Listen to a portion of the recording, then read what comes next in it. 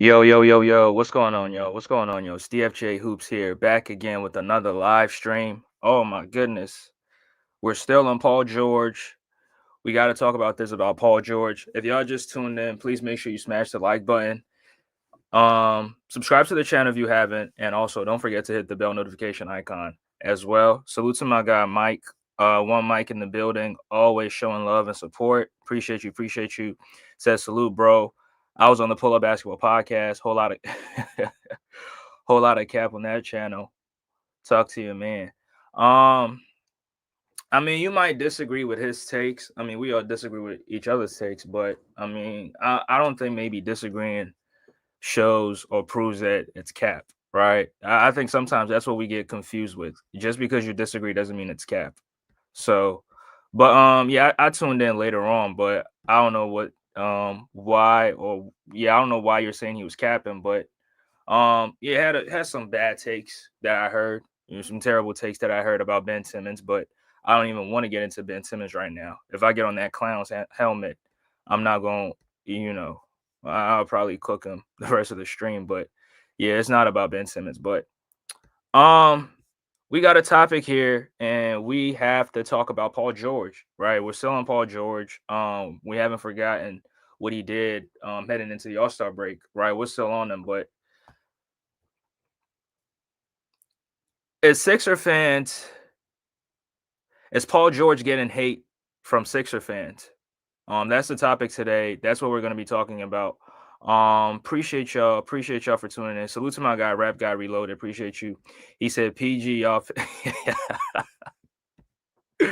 PG is your favorite to roast. Rap Guy. The thing is, in case you didn't know this, Paul George is actually my favorite player, though. I've said this on this channel multiple times. Paul George is actually my favorite player. But just because you're my favorite player doesn't mean that you're not gonna get criticized, right? If you do good, we'll definitely give you praise. But if you underperform, you got to get criticized. It is what it is. That's what comes with it. So, but yeah, let's get into this, right? So, I mean, Paul George has been the center of attention in the Sixer community for over a week or maybe 2 weeks, right? Because of his performances. Um yeah, because of his performances and his latest performance against the Brooklyn Nets, where he went out sad, dropping only 2 points in that game. Now, as far as hate, yeah, he is getting a little bit of hate from the Sixer community, but I think most of it is actually criticism. Right now, me personally, I criticize when you're not playing up to par, like when you're not meeting the expectations that I have of you. Guess what? I'm definitely gonna criticize. As y'all come and smash that like button. And yeah, he is getting hate from from the media, right? The Sixers media, from fans. And latest one was him being on vacation, which again, I always say this to people, like I don't care what an NBA player does in his personal life. Like, that's him, that's what he does. I don't care, right?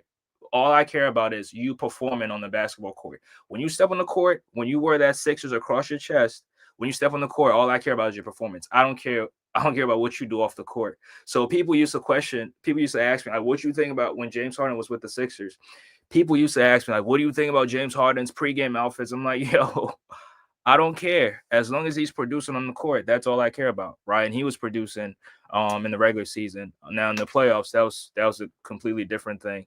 But in the regular season, he was producing. So Paul George, was on vacation with his girlfriend or wife. I mean, I don't know if they're married or not, but on vacation, and a few pictures surface on Instagram, and people are really he's getting hate from, not just the basketball community, but from NBA, I mean from the Sixer fans as well. Which people, if you're actually hating on Paul George, and now I don't condone, hating a player because of something they're doing off the court. Now, if you hate them on the court, that's understandable. Me personally, I hate Chris Paul, right? I hate Chris Paul, and then I hate a few other players, but Paul George, the reason why, I mean, I can't speak for every Sixer fan, right? I can only speak for myself. But the reason why Paul George has been getting quote unquote hate from Sixer fans, which I don't think it's hate, I think it's criticism, right? But I believe when you start adding when you start adding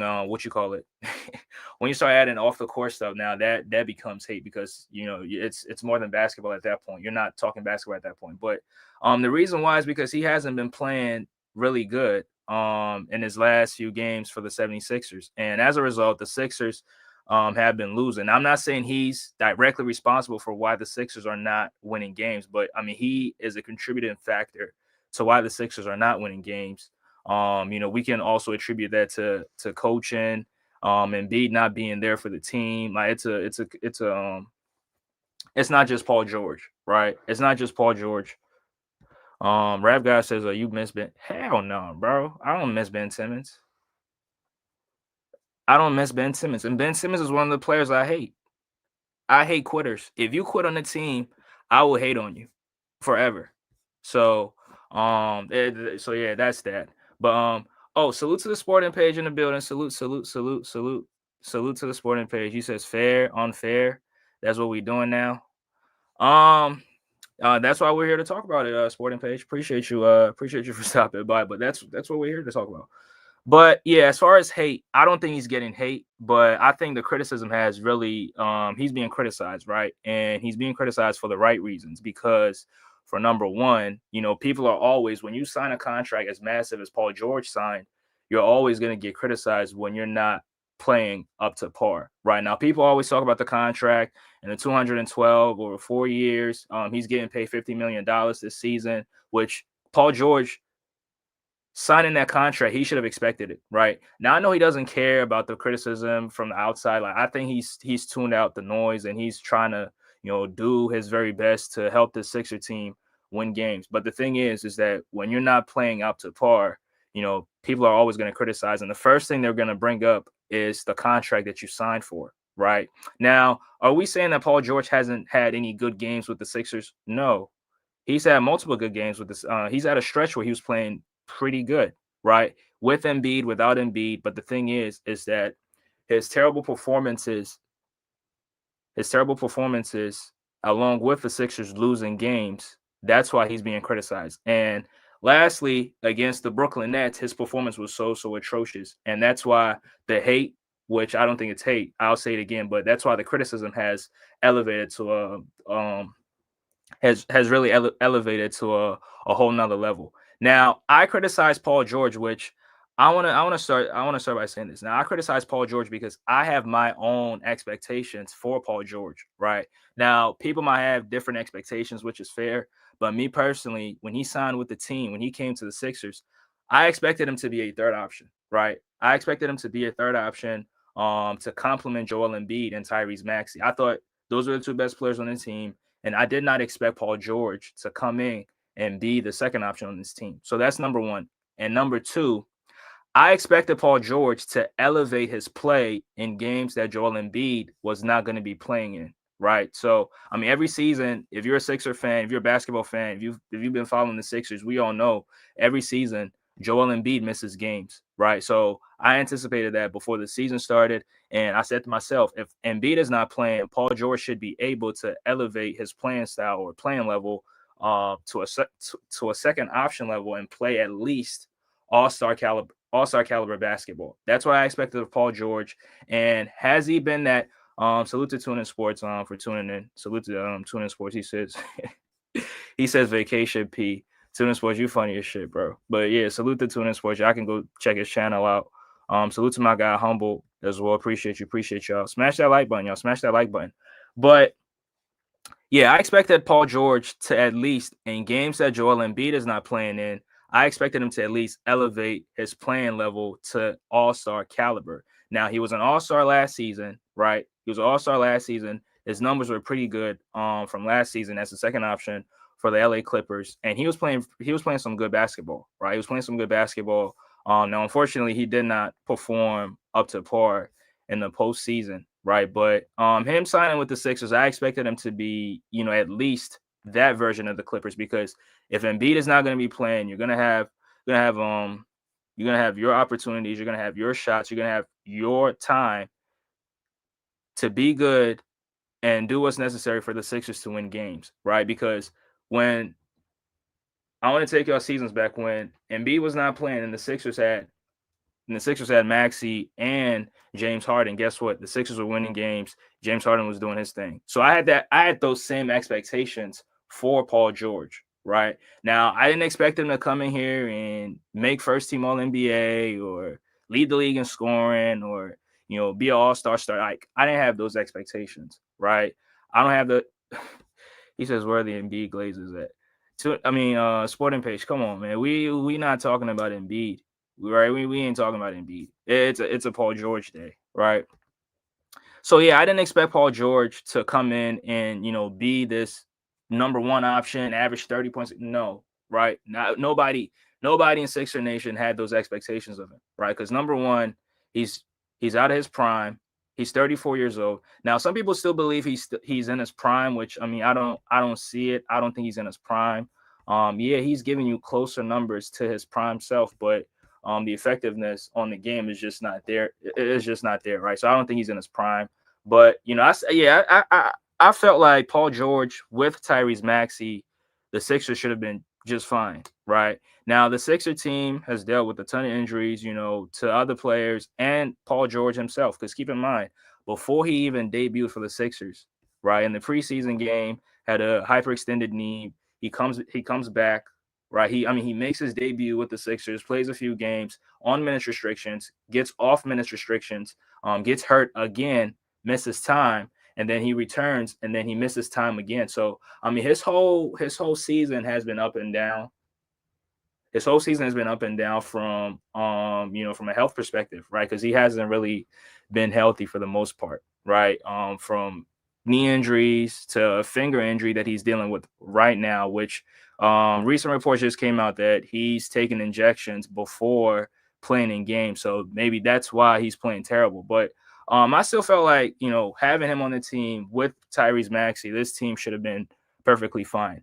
Now, judging his performances in certain games, that's where, my criticism comes in. Now, people are going to criticize you regardless, right?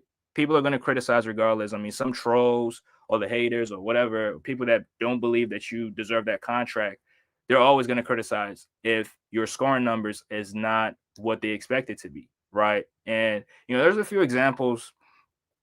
There are a few people who, are always going to bring in your contract if you score, below 20 points, right? There's going to be somebody who's always going to bring up your scoring numbers. But when I judge a player or Paul George, when I judge him, I'm not just looking at his scoring, right? I'm looking at other things that he brings to the Sixer team, right? The defense, the rebound, and the playmaking. Like I'm looking at all of it, right? And looking at, all these aspects of the game from Paul George, it just hasn't been consistent. And Sporting Page said Paul George is a complimentary piece. Unfortunately, there is nothing to compliment on this terrible team. He's being wasted on Philly. Yeah, I know where you're going at with this. Yeah, it goes and comes back to Joel Embiid, which Joel Embiid has not been on the team, right? So I agree with you, but Sporting Page, I still believe that if you don't have Joel Embiid, Paul George should be able to step in as a second or even as a first option and help the Sixers win games. Right now, yeah, he has been injured. The Sixers have dealt with injuries. We get that, right? But the Sixers have had a stretch where they were somewhat healthy and they were still losing games where Paul George was not playing up to par, or at least he was not playing to the level that I expected him to play at, considering that he was just an all-star last season, giving you 22 points per game, right? Now, if you compare his season as a third option to some of the third options across the league, you can clearly tell that some of these third options are producing at a way higher level than he has, right? Some of these third options, and y'all can go do the research. I don't want to give it to y'all, but a few other third options in the league are playing better than he's doing right now. And that's where my criticism comes in, because I believe that Paul George is a much better player than some of these other third options that I'm speaking about. I believe he's a much better he's a much better player, much more experience, more seasoned than some of these players. So him on a team, especially in games where Joel Embiid is not playing, where it's just him and Tyrese Maxey as the two best players, and then you have the complementary pieces on the team, I felt like these games, I mean, those games, Paul George should have played exceptionally well. Now he had good games. Don't get me wrong. Had some good games where he just played with Maxey and they were the Sixers team was doing good. But overall, it hasn't been that good, right? Overall, it hasn't been that good. I can go to a game like the Cleveland Cavaliers where they beat the Cavs. It came down to the wire, but Paul George was so good in that game, and as a result, because he raised his level of play, the Sixers were able to win that game. I think it was the last game they played against what you call it? Yeah, the last game they played against the Cavs. I mean, look at two in sports. Mobley clears Paul George, right? Because Evan Mobley is producing at a higher level than Paul George as a third option, right? That's why he's saying that right now. Now, if you go from a talent perspective, you can give your answer, but if you go from a production standpoint, Mobley is producing at a higher level than Paul George. He made the All-Star team. Now, I'm not saying that he made the All-Star team, so that means he's more productive. But just go look at the stats across all across the board, and you can clearly tell that Evan Mobley has been more productive than Paul George. And that's as I was saying, that's where my criticism comes in. He says, question: if you're not looking at him for his scoring, what did y'all pay him all that money exactly for? I mean, not just scoring. I mean, when Daryl Morey, before the signing, Daryl Morey had a post game interview. I mean, not a post game interview, a press conference where he said that in this offseason, we're going to look for a versatile two-way player who can do multiple things on the court. Right. So Paul George is not only he's not only capable of giving you scoring, but he's capable of giving you other things, right? The defense, rebounding, playmaking, what have you. Right. That's what he's capable of doing as well, along with the scoring. Now, the scoring, yeah, he's had good games where he really scored the ball very, very well, where the Sixers really, really needed it, and other games where, he did do it, but even though the Sixers lost. But overall, like in general, like if you evaluate his season or his time with the Sixers, it hasn't been what we expected it to be. Right now, Embiid has something to do with it. Right, Embiid has something to do with it because he is not out there on the floor. Coaching has something to do with it as well, right? Because sometimes they don't involve him as much as they really should. And then Paul George himself has himself to blame. Where I mean, sometimes injuries get in the way, which nobody can predict injuries. Nobody wants to get hurt, but when it happens, right? But as far as the hate, yeah, there are some Sixer fans who are gonna hate any player regardless. If they're not producing at a high level, they're just gonna hate you. Or I mean, they're just gonna criticize you. They're gonna do it in a way where it seems like it's hate, but it's not hate. But it's just criticism in my opinion, which I mean it's fair. I mean, the way he's performing right now, he should be criticized, right? He should be criticized. And I don't think if any Sixer fan criticizes Paul George, they're wrong for doing that. Nobody's wrong for doing it because his performances it's not at the level where it's supposed to be at. That's why the criticism comes in. Now, why is Paul George not performing at a high level? Why is he as good as he was with the Clippers? Now, for number one, it's a different team, the 76ers. It's a different team, a team with, different players with different skill sets. So that's going to be a little bit different, right? Compared to the Clippers, where he was the second option, or sometimes on certain nights, he was the best player on the floor, where, he was getting most of the shots, most of the touches. But on the Sixers, especially with Embiid over there, or in games where Embiid is playing in, guess what? You're not going to get those touches. You're not going to get the same looks. You're not going to get the same shots, right? So we get it. But in games where Embiid is not playing, there's little to no effort sometimes to get him involved in the offense. And that's where, the coaching comes in, because that's why you brought him. That's what you brought him here for, right? As Tuna Sports just alluded to. Rap Guy says Mobley is a center. PG is a small forward. Two different players. I mean, that's completely true. But I mean, we compare centers and point guards all the time. So, yeah, I mean, SGA is a point guard. Jared Allen is a center, but SGA is producing at a way higher level than Jared Allen. So, yeah, it goes in both ways. But yeah, smash that like button as y'all come in. But yeah, let me speak on the coaching aspect. Right now, in games where Joel Embiid is not playing, where it's just Maxey and Paul George.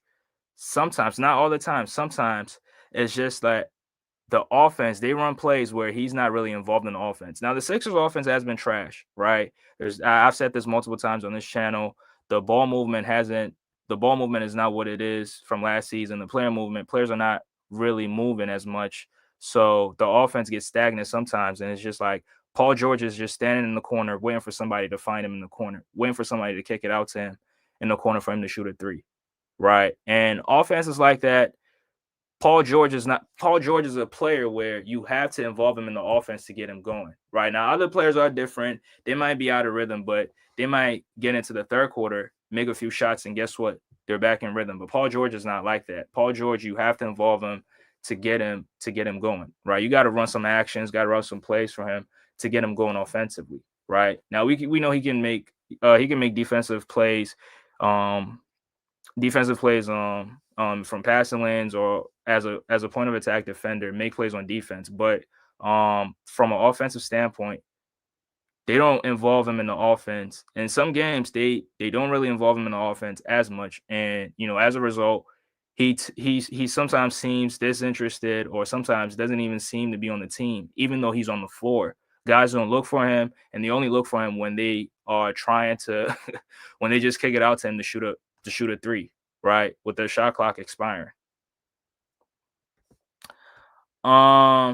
Sporting Page says PG has always been a player that performs well under a good culture and basketball program. He's a great secondary player. The 76ers have none of that. He's a great secondary player. You mean he's great as a second option? Is that what you're saying? I mean that's true, but do you think? Yeah, I absolutely agree with you. I agree with you. Yeah. That's true. That's true. I'm not even gonna argue. That's true. But what I'm saying is, in games where Embiid is not playing in, those are the games where I expect him to show off and show what he was capable of doing with the Clippers as a second option, or sometimes even as a first option.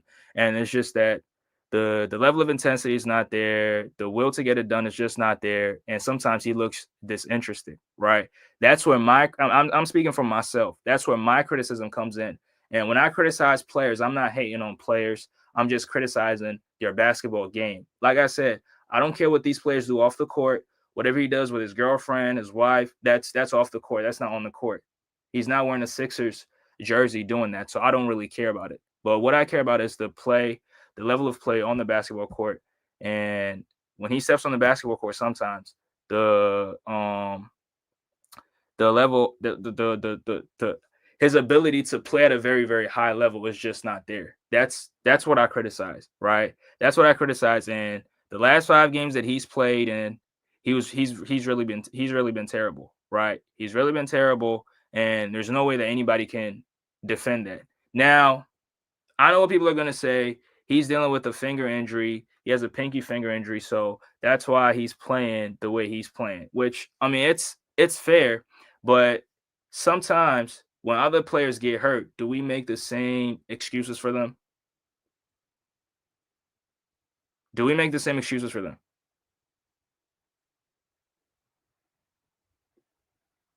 Right? Now, I believe when you step on the court, whether you're hurt or not hurt, when you step on the court, you're telling us that you're ready to play, right?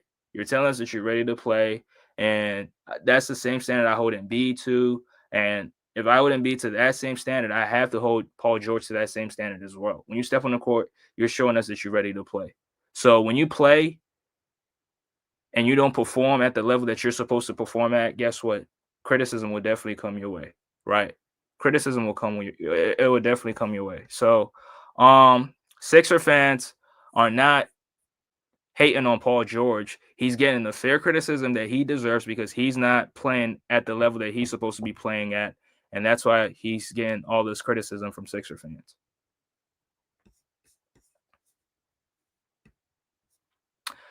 Sporting Page says yes, DFJ Hoops. I'm the same. I don't care about the off the court, nor do I care about their salary. All irrelevant to the game. Exactly. I don't like Sporting Page. If you've listened to me talk, like I barely talk about him signing a 212. Like if you can get the contract, get it. I don't care. all I care about is the level of play on the basketball court. I don't talk about players' money. I don't count pockets. I don't do none of that shit. Right? I don't do that. I only care about the game. I care about when you get on the court, just perform and try to elevate your team. Right? Perform, uplift your team. That's what I care about. All the salary stuff is just I just don't care about it. Sporting Page says 50% of his shots are from the three. Also, only averaging 2.5 free throws. Also, only averaging 2.5 free throw attempts per game, proving my previous point. Um, let me, yeah. There's a few comments here that I missed. He said he's not driving to the basket. He's more of a 3-and-D guy now. When his shots is not falling at this age, it is difficult to get points for him. No free throw attempts either. But Sporting Page, sometimes he doesn't really create enough separation against his defenders. Right, he's not able to create enough separation. When he drives, he's barely getting past defenders at his age, with the injuries, with the age. So sometimes he has to rely to tough contested 3-point shots or long twos. Right, sometimes that's what he has to resort to. And that's why sometimes I feel like they put him in the corner to get him some catch and shoot opportunities to try to get him going. But that is not working either. So but sometimes when you put the ball in his hands, I mean, sometimes he can shake his defender, but not all the time. He's not getting past his defenders all the time, right? He's not doing that consistently, and that also hurts him in terms of trying to get himself going. Because when the shots is not falling, guess what? The game starts becoming tough on on the team and the player individually as well. I know players that play with finger injuries, but everyone different.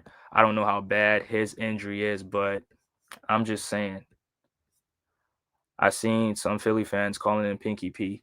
Yeah, the nicknames have been Pinky P and Podcast P, whatever. The names is just the name calling has been because I mean he's not playing up to par. So the name calling is going to be there. If Sixer fans or Philly fans are going to call you out because you're not playing to the level that you're supposed to play at, right? And especially in this last game that he just played in, just 2 points, 2 points against the Brooklyn Nets, one of the worst teams in the NBA, and the performance, his performance was just atrocious. Not just the scoring, everything else was just bad, right? Everything was just bad, and that's why he's getting criticized, right? And other fan bases are also criticizing him, including Clipper fans, right? Clipper fans that did not want Paul George back on the team, are criticizing him. Which I mean, sometimes they are. It's hate, bringing up off the court stuff. Him on vacation with his significant other, and getting comments like, "Get in the gym, work on your game. This is not the right thing to be doing." Like, bro, who are you to tell another man what to do with his time? Right? You can't dictate what another man does. So, from that standpoint, yeah, that's definitely hate. But, I think the hate is definitely it's definitely unwarranted because he's not playing to the level that he's supposed to play at, right? Or even as a third option, I think he's better than some of these third options on other teams, right? But the production is just not there, right? The production is just not there. So that's what I criticize him for, and that's what I think everybody else, including fans or anybody else that watches the Sixers, don't watch the Sixers, or is a basketball fan.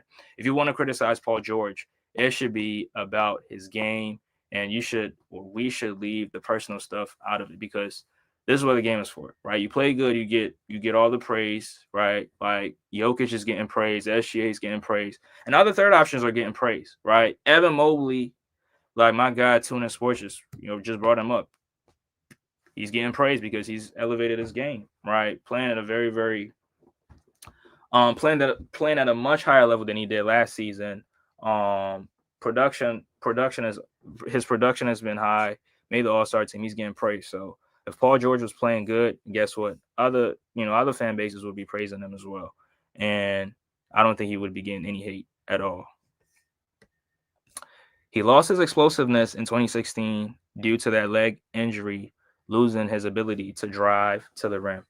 Yeah, he lost some explosiveness, but he was still explosive. I mean, 2019, when he had his best scoring season, like he was very, very explosive.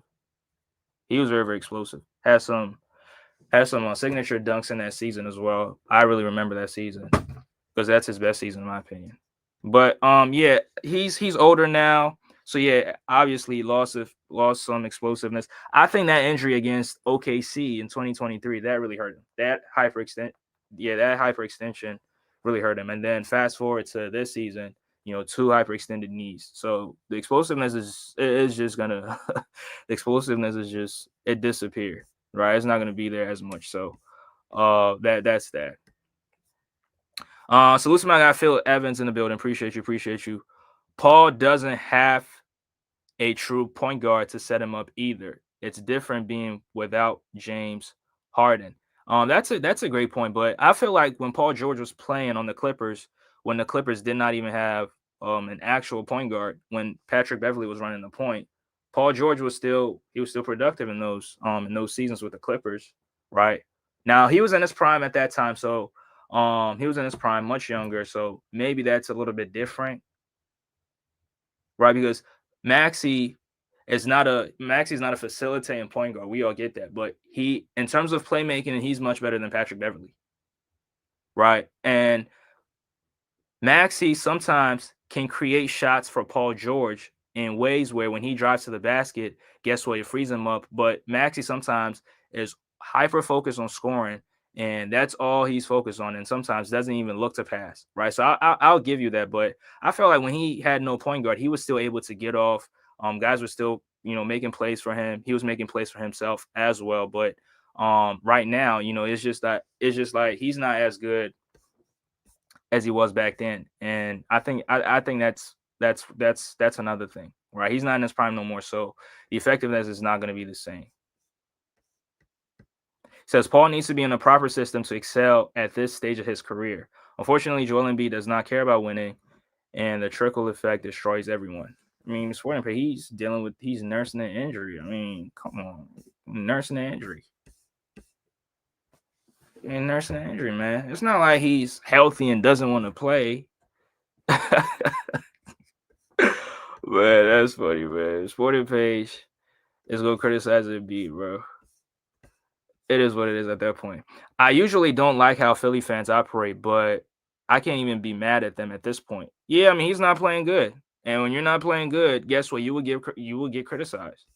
It is what it is. He's not playing good compared to other third options in the league. He's not playing good. He's not playing good. Paul George on a good basketball program would still be very useful. He decided to take the money, so it is what it is. Yeah, the money factor. Yeah, the money factors in, but as a player, I still think he's still good enough to be more productive than what he is right now. Now, he did say that he needed this all-star break to, rejuvenate himself, so we'll have to we'll have to revisit this conversation again to, judge, the first half of the season, second half of the season, which is which, like what's the performances, the production. I think we'll have to revisit this conversation again. Fans don't even make fun of Gordon Hayward. Fans don't even make fun of Gordon Hayward, and he stole money from Charlotte. I know it's a different team. Did he? Yeah, I think he. Yeah, he signed with Charlotte, and he was coming off that ankle injury. Like he was done. He was done. He was done. Tyrese Maxey's also having a bad year as the main guy. He plays improvised. He plays improvised backyard basketball. No one on the team knows where to stand. Everything caters to him. It is disappointing. Yeah, I mean Maxey sometimes, like we said, he's hyper focused on scoring and doesn't look to set anybody up. He's looking for his own shots, right? He's looking to score, which sometimes is a bad mentality because you got to get your other guys involved, right? Got to get the other guys involved. And guess what? When you get those guys involved, it even opens up the game for you because guess what?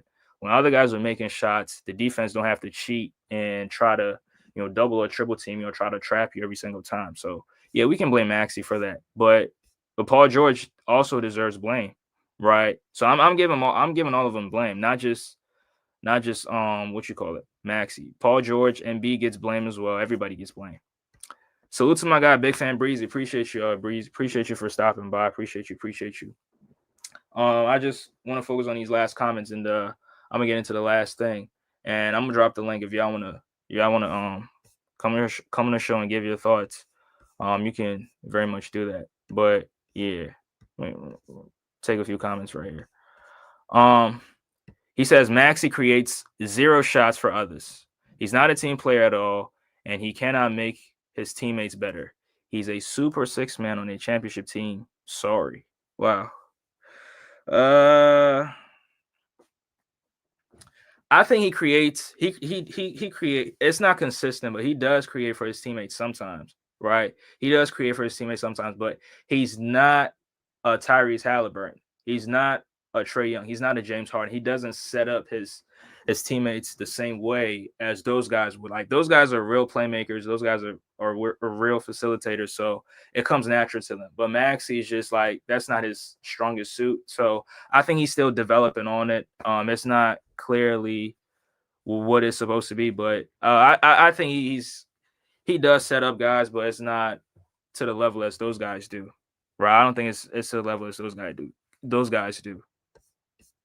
And some of his assists. I mean, when you play with Embiid, I mean, from last season, when you're playing with Embiid, I mean, Embiid is a dominant force, or at least last season was a dominant force and was really scoring. So if most of your most of your assists is going to Embiid, yeah, that's not really creating enough opportunities for the other guys. So I get it from that standpoint, right? I get it from that standpoint, but I think it's just not. Sometimes it comes natural to other guys, right? It comes natural to guys, so they're able to do it without even having to think about it, right? But Maxey is just like he's a scoring guard. He's not a facilitating guard, so that's why. But I think he does create for his guys, but yeah, it's just not to the same level. They do not play. They don't play with Embiid ever. Don't say that. Wait, what you mean? What you mean? His assists, I mean, most of his assists goes to Embiid. From last season, I don't know how many. He's probably giving you 6 or 7 assists this season, but again, most of them are going to who. Oh, Embiid never plays. I mean, Sporting Page Sporting Page is gonna be Sporting Page. He's gonna criticize regardless. So, damn, Sporting Page might be right about Max. Yeah, he is right. He is right, but I'm not gonna say he doesn't create anything for his teammates. He does create, but it's just not to the level as those other playmakers. The Hardens, the Halliburtons, Trae Young, even Chris Paul, right? And I hate Chris Paul, but when it comes to giving him his props, you got to give him his props. But yeah, Maxey has some fault in terms of not trying to get Paul George, because I mean he's the lead guard, so you should be looking to get everybody else involved before you get yours, right? But um sometimes Paul George has to also be aggressive, looking for his shots, right? Move well off the ball, look for your shots, and try to be aggressive. Because sometimes it's like he doesn't even want to get physical with some of these defenders, and that's what I saw against Brooklyn. Right, that's what I saw against Brooklyn. The Jalen Wilsons, the Keon Johnsons, and Zaire Williams was getting in front of him, trying to make it very, very difficult for him. And guess what? He didn't want any parts of it. Right? He didn't want any parts of it. And it's not just one game. Like I've seen that in multiple games. Now, other games where, he doesn't want to get physical with the defenders, but guess what? He got it going from 3. And sometimes when you get it going from 3, you get into some sort of rhythm. And guess what? You start making shots. But when it's very, very difficult for him and he's not having a good night, and sometimes it's up to him to, try to impose his will on the game and try to be aggressive. He's just not doing. He just don't want any smoke, right? He just don't want any smoke, and I'm not even lying about this. Like if y'all watch it, y'all can clearly tell me. If y'all watch this, y'all can clearly tell me. He says, no, Maxey creates nothing for his teammates. They have 20 wins in 54 games. When PG gets 13 shots in a game, it's Maxi's fault along with PG. Now, Sporting Page, that I would agree with you. That I absolutely agree with you. If you're giving both of them blame, I absolutely agree with you. Now, Maxi, has games where he's shooting the ball 30 times, 29, 28 times, which, I've criticized on my show multiple times. I've even gone back and forth with some Sixer fans saying that Maxi shouldn't be taking all these shots, because if he's taking all these shots and he's not efficient himself, right? I think he's shooting like 42 or 43% this season. So his efficiency is not there. So why not try to create for those other guys? Why not try to create or try to get Paul George going, right? Now, Paul George sometimes is passive, right? You give the ball to him, he try to pass, he'll try to give it back to you, but try to get those other guys involved. And taking 30, 27, 28 shots is just not a winning formula, because clearly we're not winning. So yeah, I think both of them deserve some blame, definitely.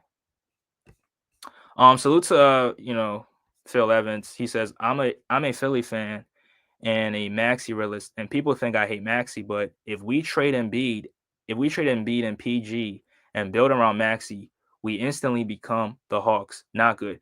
Yeah, I mean, if you're trading Embiid and Paul George, you should be getting a franchise player back, right? You should, and preferably a first option. I don't want Maxi to be a first option on the Sixer team. I'm sorry, I'm not. So Phil, I'm right there with you. I don't want Maxi to be the first option on this team, because that's not a winning formula, right? It's not going to be a winning formula. And the Sixer fans saying that Maxi and Jared McCain going to be the best players, like, I'm not a fan of midget backcourts. I'm not. That's not. I don't condone that. Now, if the Sixers make that move and make Maxi the quote unquote franchise player, then that means that you're not really ready to win, and you just want to get the fans hyped and try to go with that. But yeah, Maxi's not a franchise player. So to all the Maxi fans in the chat, or all the Maxi fans, listen, Maxi's not a franchise player. So we can just get that out the way. He's not a franchise player.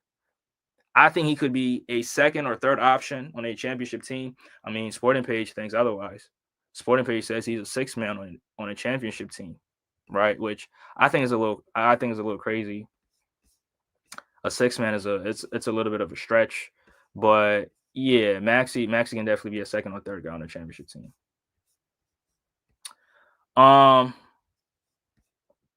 Salute to T Sweezy in the building. Appreciate you. Right, the Sixers tanking. Nah, they're not tanking, but they're legitimately losing games because they're not as good, right? Players are not showing up. Paul George is not showing up. Maxi's not getting his teammates involved. Nick Nurse is not coaching. Embiid is not playing. So, yeah, that's the reason why they're losing games, because they're not good enough. Point blank. It's not even – can't even make excuses for that. Me either. Hate midget back. He said midget backcourts. He said me either. I hate midget backcourts. Front office wouldn't let that happen. But this fan base is Maxi crazy, and it's sickening. Yeah, it is. Sometimes I hear it, and then there's other guys who, other guys in these Sixer streets. I'm not gonna say who, but y'all know what I'm talking about. They wish Maxi would jack up all these shots and score all these points. And they were saying Maxi's averaging 25, 26. I mean, Maxi's top 5 or top 6 in scoring, but I mean, it's not really winning the team any games, right? So clearly, if we play as a team, that probably might be a much better way to try to win games. But yeah, 6 man on a championship team is a positive. C. Ginobili, Iguodala, Kukoc, Maxi is not big enough to be a 2 guard and too much of a ball hog to be a 1. That's an interesting point. But I was gonna say something, but I'm not gonna say it no more. But I mean, the 6 man logic, I just disagree with it. Because I think at least he can be a third. Because I mean, we've seen some third options on teams, and I believe Maxi's better than those players. Right? I think Maxi's better than those players. From a talent perspective, from a team perspective, I think if Maxi has if he has a playmaker on the team, that's when he can be at his best, right? When Harden was on the team, Maxey, we saw how effective he could be, right? But now, as the lead guard with, limited playmaking abilities, I think he's, trying to score, score, score, has a score, score, score mentality, and that hurts the team long term. The reason the city is Maxi crazy is because Embiid has set the bar so low. So if you play hard, you'll be loved. Hey man, let's talk about Paul George. How about Paul George then? If Paul George was doing what he was supposed to be doing, maybe the city might not be Maxi crazy, because at least you have a 6'8", 6'9" two-way player who some believe he's in his prime. I don't think so, but let's go with that logic. If you have a 6'8", 6'9" two-way player, if he was doing his job, maybe the city might not be Maxi crazy, because at least you have an elite player, right? And Paul George showing up every single night, being the best player. Because Paul George could be the best player on his team, but the thing is that he don't want it, right? He don't want it. His mindset is not that, and that's why it is what it is right now. So, he says cause they get AI nostalgia with Maxi. That's what it is, but this ain't that. Yeah, exactly. I mean, Maxi's not no Allen Iverson, so. But I get the nostalgia. I mean, both little guards, right? I mean, I think AI skill set was better than Maxi's skill set, but two little guards, both of them fan favorites. So yeah, I can see that. But if you really want to win, I mean, Maxi's just not it, right? He can be a second or third option, but as a first option, it's just not going to happen. Yeah, sporting page. Try to put him at the top in the Lou. Damn, that's nasty work. Put Maxi in the Lou Williams role. That's nasty work, man. Maxi's much better than the 6-man, bro. Let's stop it. Let's stop it right there. Let's stop it. Maxi showed you that he has the ability to average 30 in a playoff series. So that's much better than a 6-man, right? That's much better than a 6-man. He says PG don't even look like he wants the ball, and that's the issue right there. Sometimes that's the issue right there. He looks disinterested. He looks like he's not really interested, and he's just waiting for the game to be over so he can just go back to making podcasts and doing a few other things. Right? That's why I'm saying that the mindset is not there, the mentality is not there, and the will to be a killer every single night, it's just not there. The hunger is just not. It's just not there right now. Right? It's just not there.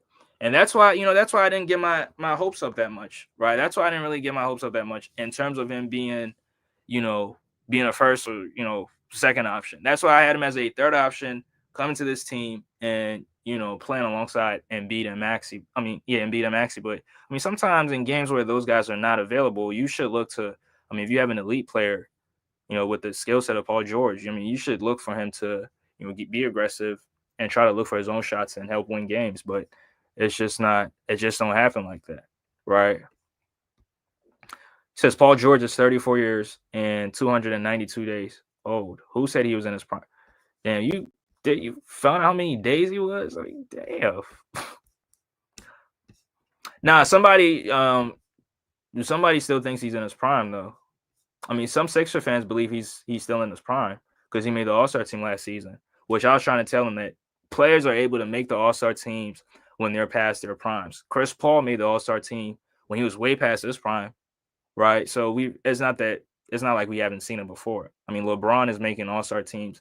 I don't think LeBron is in his prime, but he's still making All-Star teams. So, sometimes that the All-Star game, you get player voting recognition. So sometimes you're able to get in if you just put up some, put up good numbers. But yeah, he's not in his prime anymore. That's why I had him as a third option at best. Right. PG was signed for moments, like filling in for Embiid and an upgrade to Tobias Harris. But fans look at his averages. Not going to happen with 13 shots. He needs to get healthy and be more aggressive.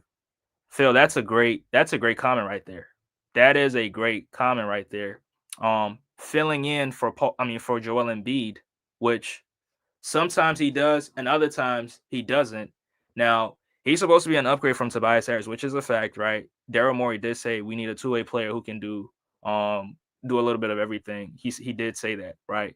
But I agree with you with the 13 shots logic, but sometimes, like I said, he's not trying to be aggressive. So if you're not trying to be aggressive, how are you going to put up more shots to be more productive? Right? Sometimes if you're not aggressive, you're not going to get the shots, right? You have to be aggressive. I mean, sometimes you got to be selfish, right? You got to be selfish because Paul George, even at 34, is a much better scoring option than Kelly Oubre. I'm sorry, Kelly. You play hard every single night. Pause if necessary. The effort is there, but you're just not a better scoring option than Paul George.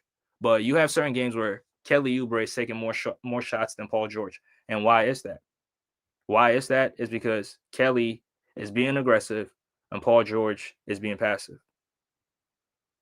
Right? So that's, so I mean, you add these up. If you add these up, that's why he's not producing at a high level. Right? And that's where the criticism comes in for me. Right? Because he's not being aggressive. He's not looking for his shots.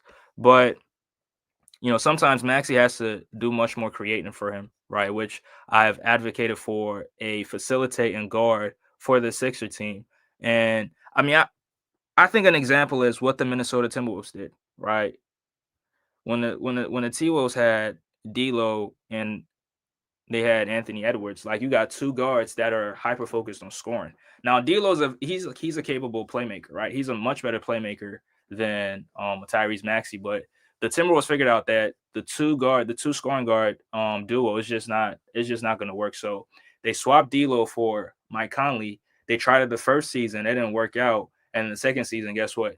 They made it all the way to the Western Conference Finals with Mike Conley, who was 37, 36 years old. But because he's not hyper focused on scoring and he's focused on trying to set everybody up, set up the offense, and then when he gets his, he takes his shots. Right. So I think that's the direction that the Sixers have to go in and stop getting these guards that are hyper focused on scoring. Right. I think they need a facilitating point guard, and that's what's going to make it work. Maxey being the primary decision maker is just not going to work out because that's not his strength. That's not something he excels at. And up until then, if the Sixers don't make that switch, I don't think the Sixer team could do anything in terms of trying to compete for a championship. Right. So I see Breezy saying wow. But I mean, that's I think I believe that. I believe that, and the Timberwolves, like I just made the example, is that's an example of a team, swapping out guards, and then they are able to make a deep postseason push.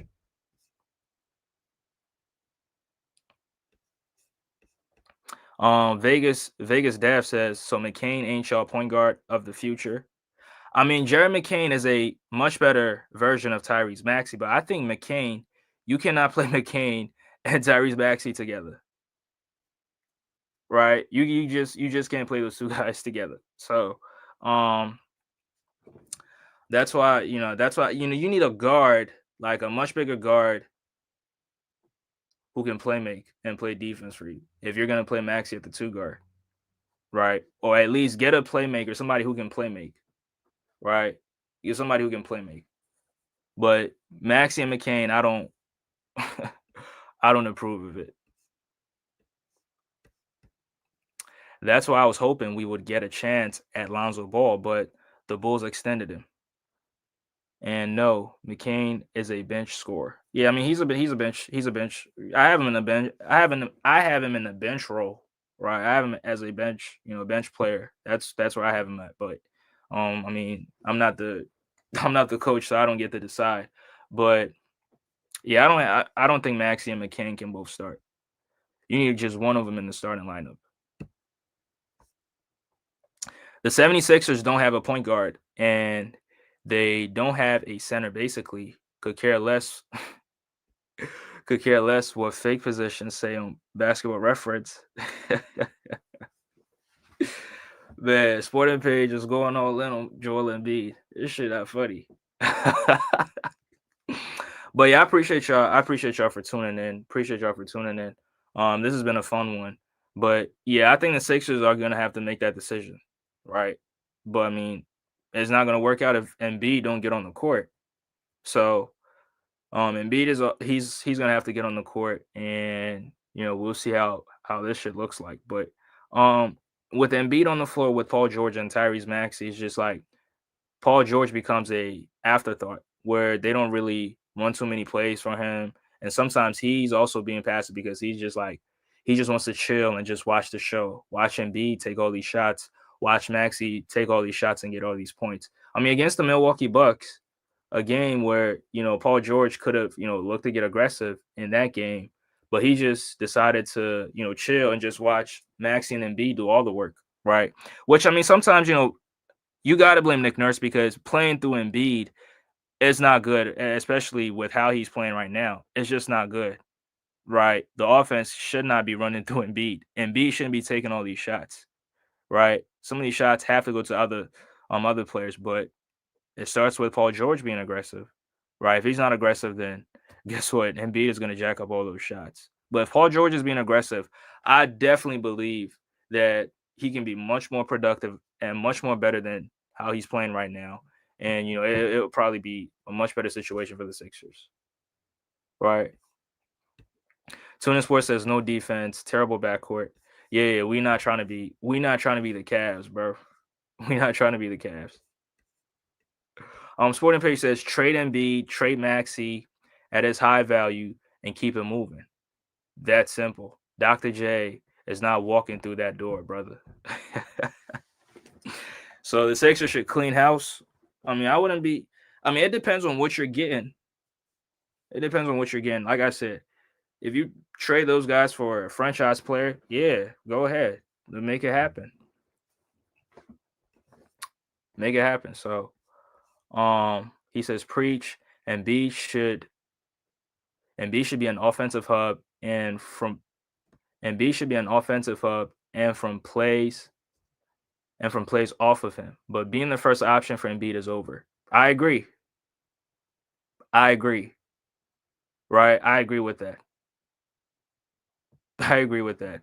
I mean, not even being the first option, him taking all these shots. It's just, I just don't like it, right?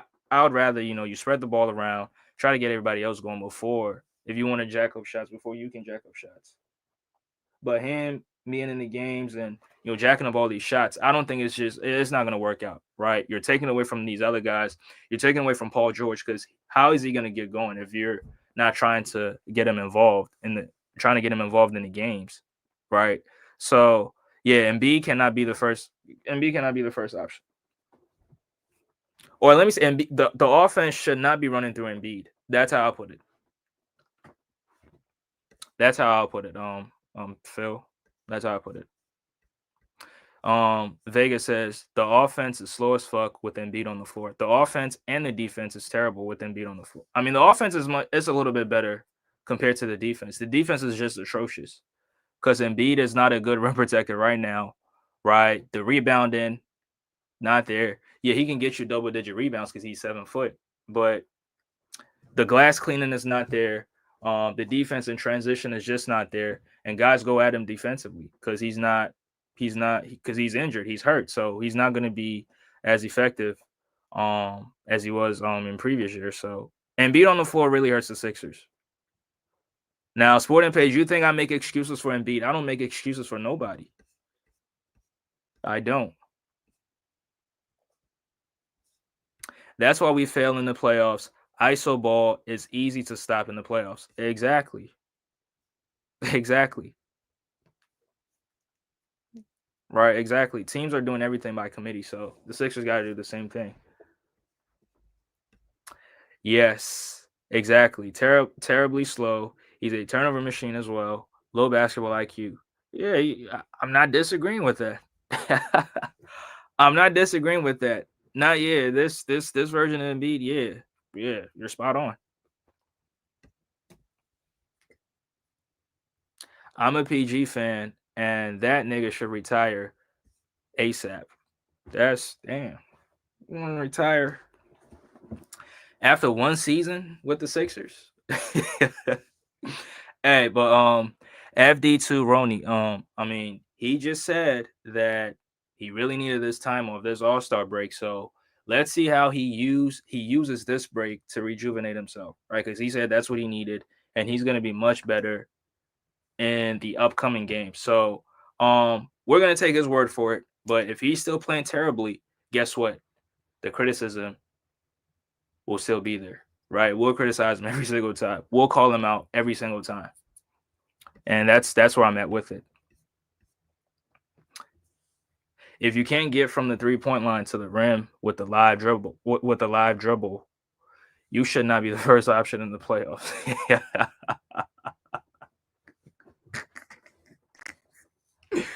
Man, when I see Embiid try to attack closeouts, that shit is just nasty to watch. It's just out of control, looks clunky. I don't even want to see that shit. I just want to see that shit. Embiid is basically a super version of Andrew Bynum. Man, that's nasty work, man. Hey, shout out to Andrew Bynum, man. Shout out to Andrew Bynum, man. No disrespect. Why wouldn't they shut Embiid down? Do they really believe the Sixers got a shot this year? Yeah, I've been calling for them to shut down Embiid, but it's just not happening. I mean, I don't know why they're not trying to shut him down, but the guy came out by himself and said he thinks he's going to need another surgery.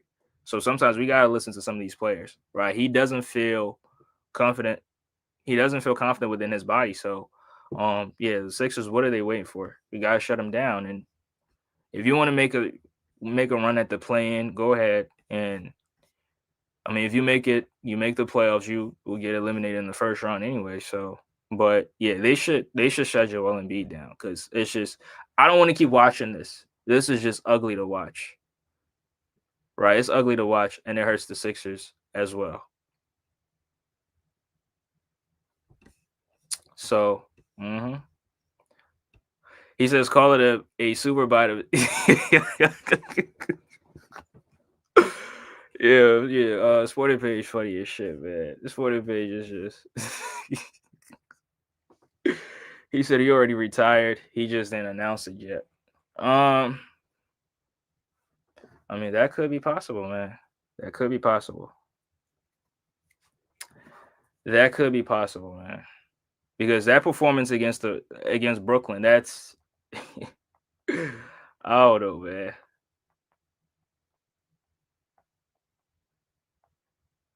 I just don't know. But man, hey, it could be true. Or maybe the injuries is really taking a toll on him. So hey. Salute to the Pull Up Basketball Podcast. Salute to BJ. Appreciate you. He says, salute Andre. How does PG become more aggressive? That's a great question. Well, first of all, it starts with the mindset. Right. It starts with the mindset. Where's his mindset at? Does he have a mindset to dominate in the game that he's going in, that he's about to play in? Like if he has a scorer's mindset and the will to dominate his opponents, it starts right there, right? It starts right there, looking for your shots, demanding the ball, right? He doesn't demand the ball enough, right? The same thing I say about Zubac. Zubac don't demand the ball on the block enough. Paul George don't call for the ball enough, right? He'll get it at the top of the key, do a few dances here or there, and then shoot a midi. But his the mindset is just not there. The will to get it done offensively is just not there. It's just not there. So I mean that's how. Now I mean Maxey not passing him the ball. You could blame you can blame Maxey, and then Nick Nurse not running enough offense through him. You can blame him as well. But Paul George himself, I mean, you're Paul George. You're a 9-time All-Star. If you really want the ball, they're gonna give it to you. If Kelly Oubre is getting the ball, why can't Paul George get the ball? Right? If Kelly Oubre is getting these opportunities and he's slashing, trying to get to the basket, trying to finish through contact, why can't Paul George get it? I mean, does Does Paul George play with the same intensity that Kelly Oubre plays with offensively? I don't think so. Not on a consistent basis. Let me say that. Not on a consistent basis. He doesn't play with that level of aggression.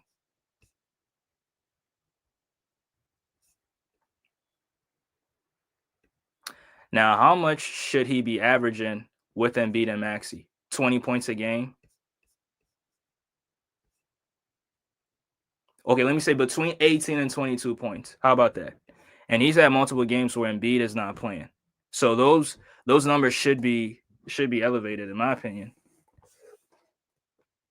Because if Embiid is not there, you should look to be the first or second best player on the team, the first or second option on the team, and try to get yourself going.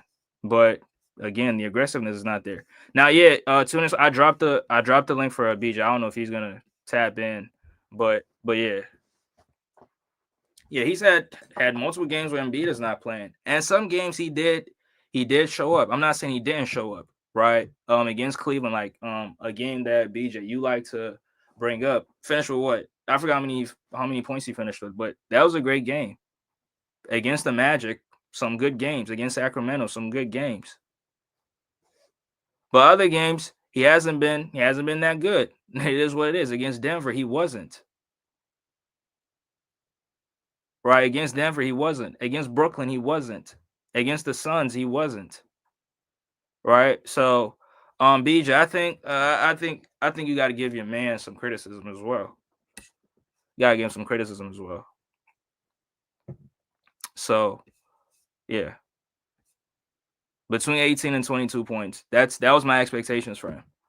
And how many is he averaging? What, 16 points a game? Yeah, he's down. Come on, man. With the skill set and the opportunities, come on, bro.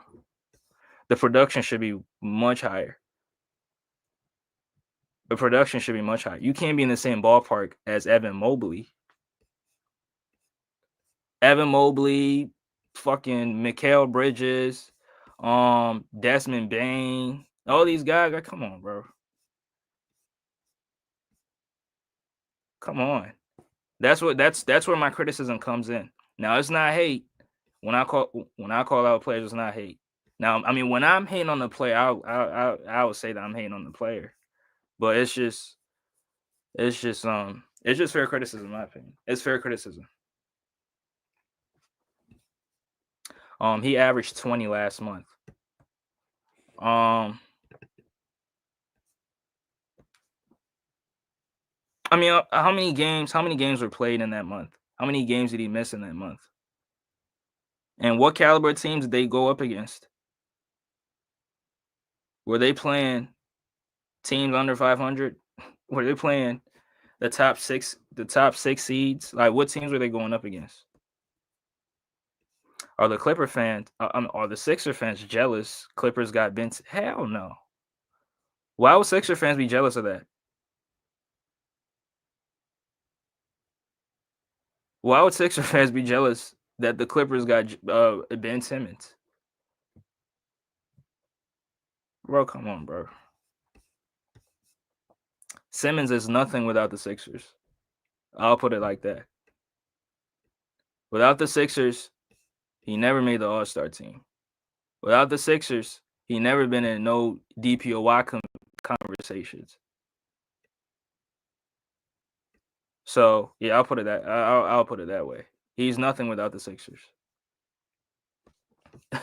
To this force says no comment. Only person jealous of Ben Simmons is Anthony Bennett. Hey, you might have a point, bro. You might have a point. I mean, we do need a facilitator, bro.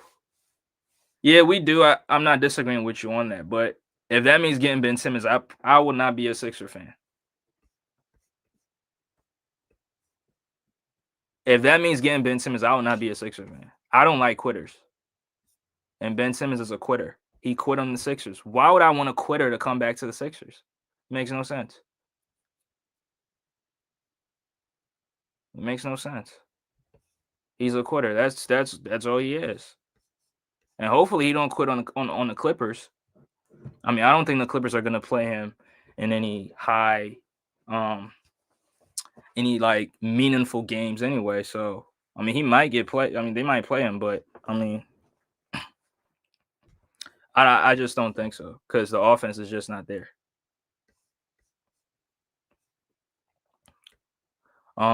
Your main guy is a quitter though.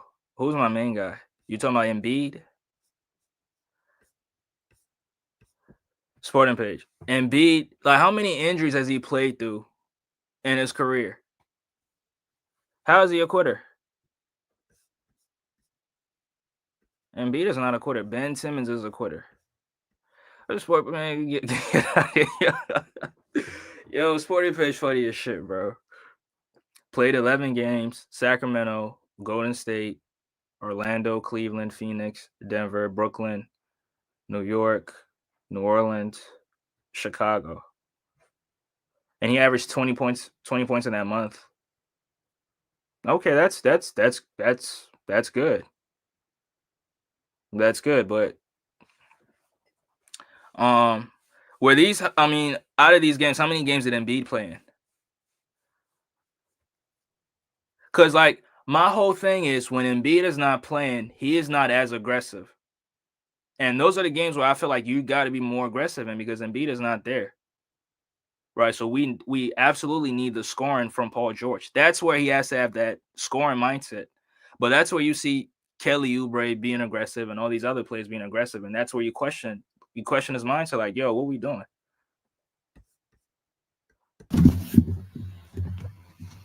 What's good?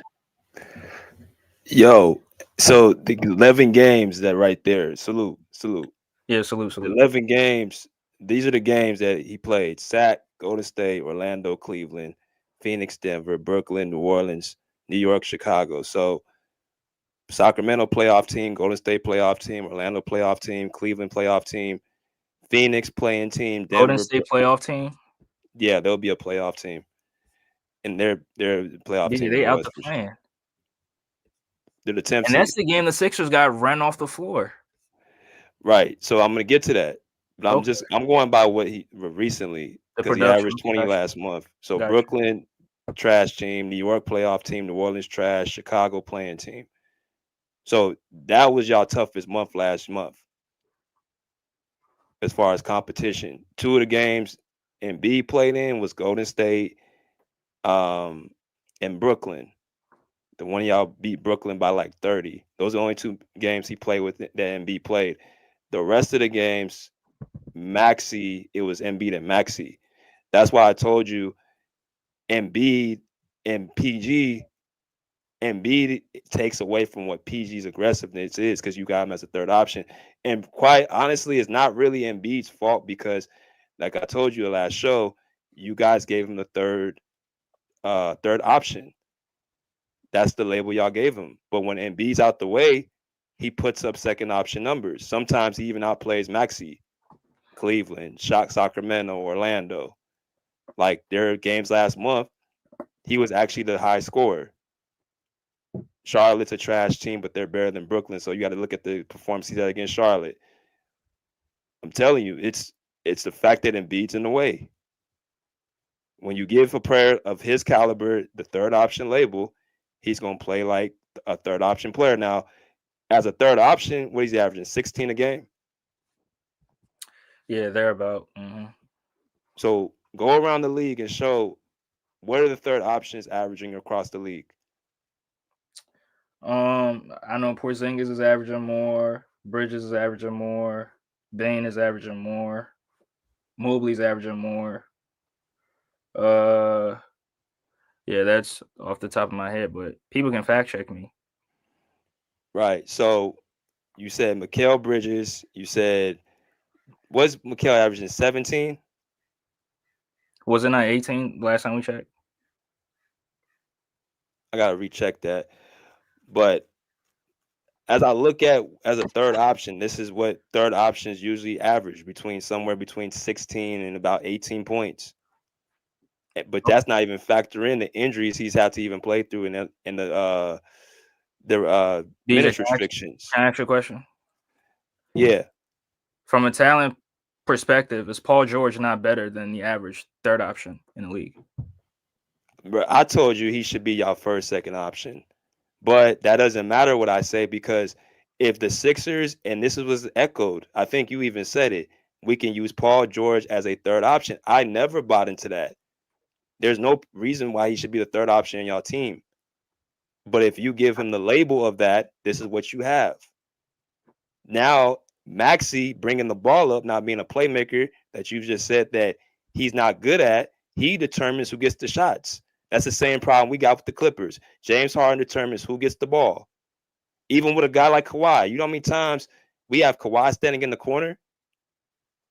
It don't matter if what you want him to do? You want him to just yell at Maxi, give me the ball? But BJ, why do we see Kelly Oubre in constant situations where he gets the ball because he's playing as hard as he's playing and he's being aggressive? He gets some of these shots where in the positions that Kelly Oubre is in, Paul George should be in those positions, but the difference is he's not being as aggressive. He's not calling for the ball enough, and he's not trying. He doesn't have that scorer's mindset to try to score and try to use his skill set to produce points for the team. Kelly's averaging right now, bro. What's he averaging this season? He's Probably 12, averaging 13 or he's something. averaging 13. Okay. Kelly picked up his offense really, and I'm gonna say this after Paul got into had that injury to his hand. I told you the last just let me can I share my screen with you? Yeah, go ahead. Yeah. Mm-hmm. I'm gonna share something with I'm gonna let everybody see what I'm talking about. All right. Because if you look at these last 5 games, because I showed this to Somebody said Austin Reeves is the best third option in the league. So you're just putting it out yeah, there. that's cute.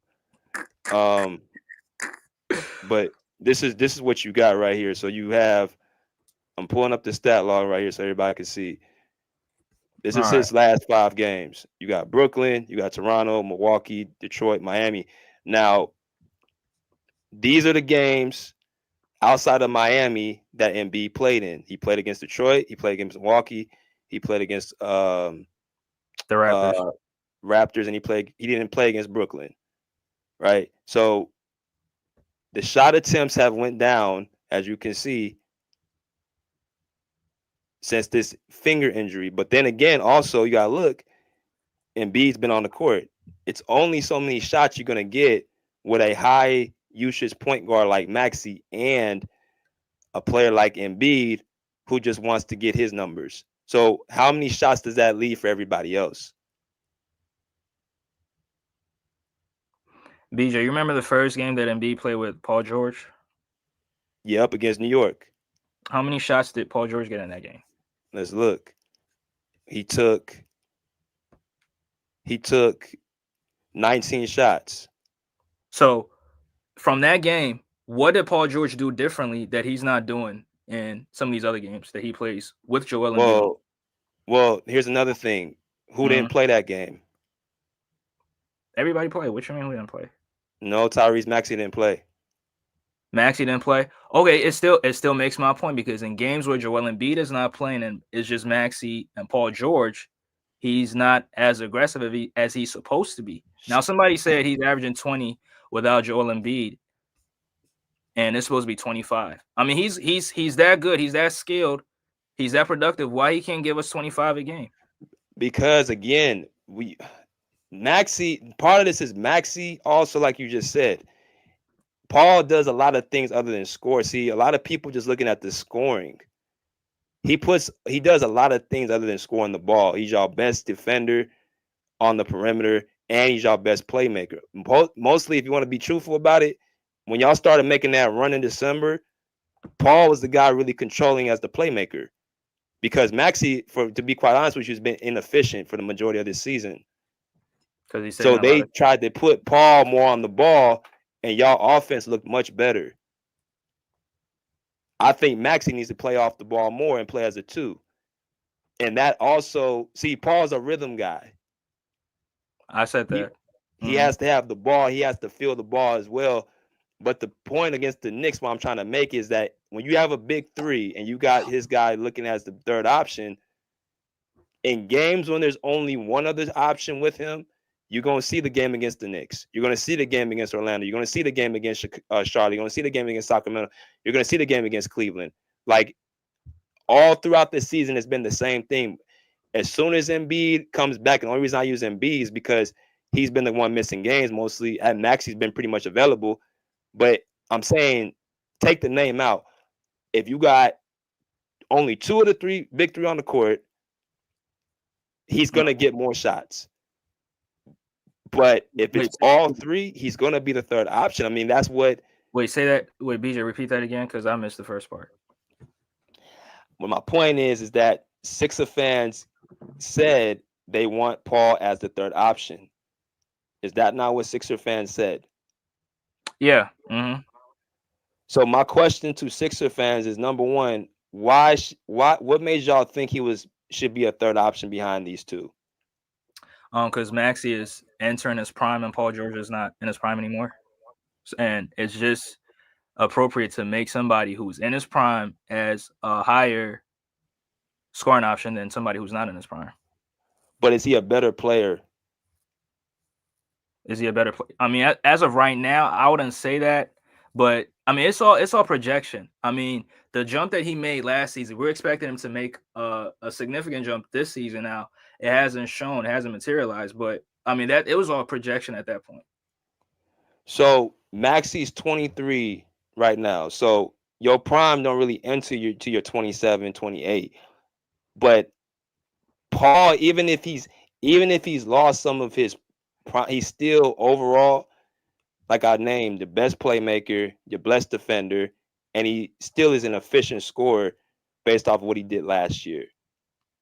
So the mindset that if you don't want to have Max take a backseat, fine, but Embiid should be taking a backseat if he's dealing with injuries, if he's dealing with being hurt, if he's dealing with all these things, he should be taking a backseat. BJ, that I don't even disagree with, because he's not out there as much, and for Paul George playing as many games as he's playing, it's just BJ. The mentality is just not there. Like the mindset that he played with against the Knicks that first game, where he wanted to kill. I mean, let me not say kill, but he wanted to destroy OG Anunoby that game. That he don't play with that mindset from night in and night out, and that's one of my biggest issues. That's the main thing that's my main issue with Paul George, is the mindset is just not there. Which games will you want to highlight that the mindset wasn't there? Which, BJ, are you serious? No, I'm asking. I'm literally asking because I'm literally asking. The last game that he just played it. How about that? Okay, against Brooklyn.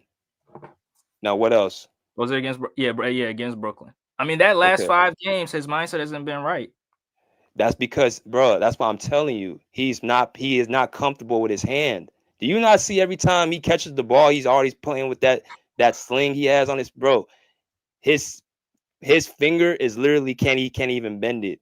He's getting used to even playing with that thing on his finger. That's why I'm trying to ask you, like, what? BJ, the Sixers have had a lot of losing games. He's had multiple terrible performances. It's just difficult. I'm gonna have to go through the games and try to search through them.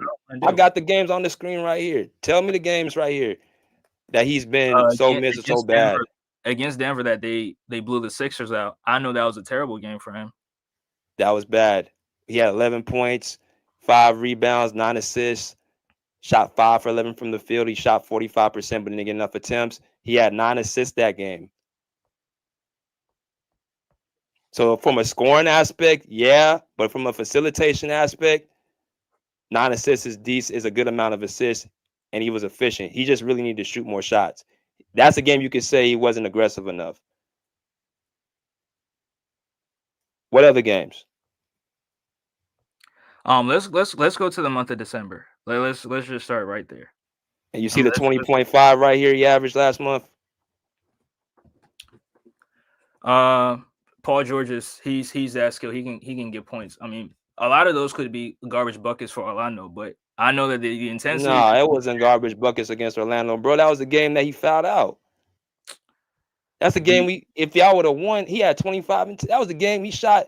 He shoot 50% from the field and 62% from the 3. If he hadn't fouled out, y'all would have won. BJ, go to the game against the Pelicans. Right here. Got it. 25, 11, and 5.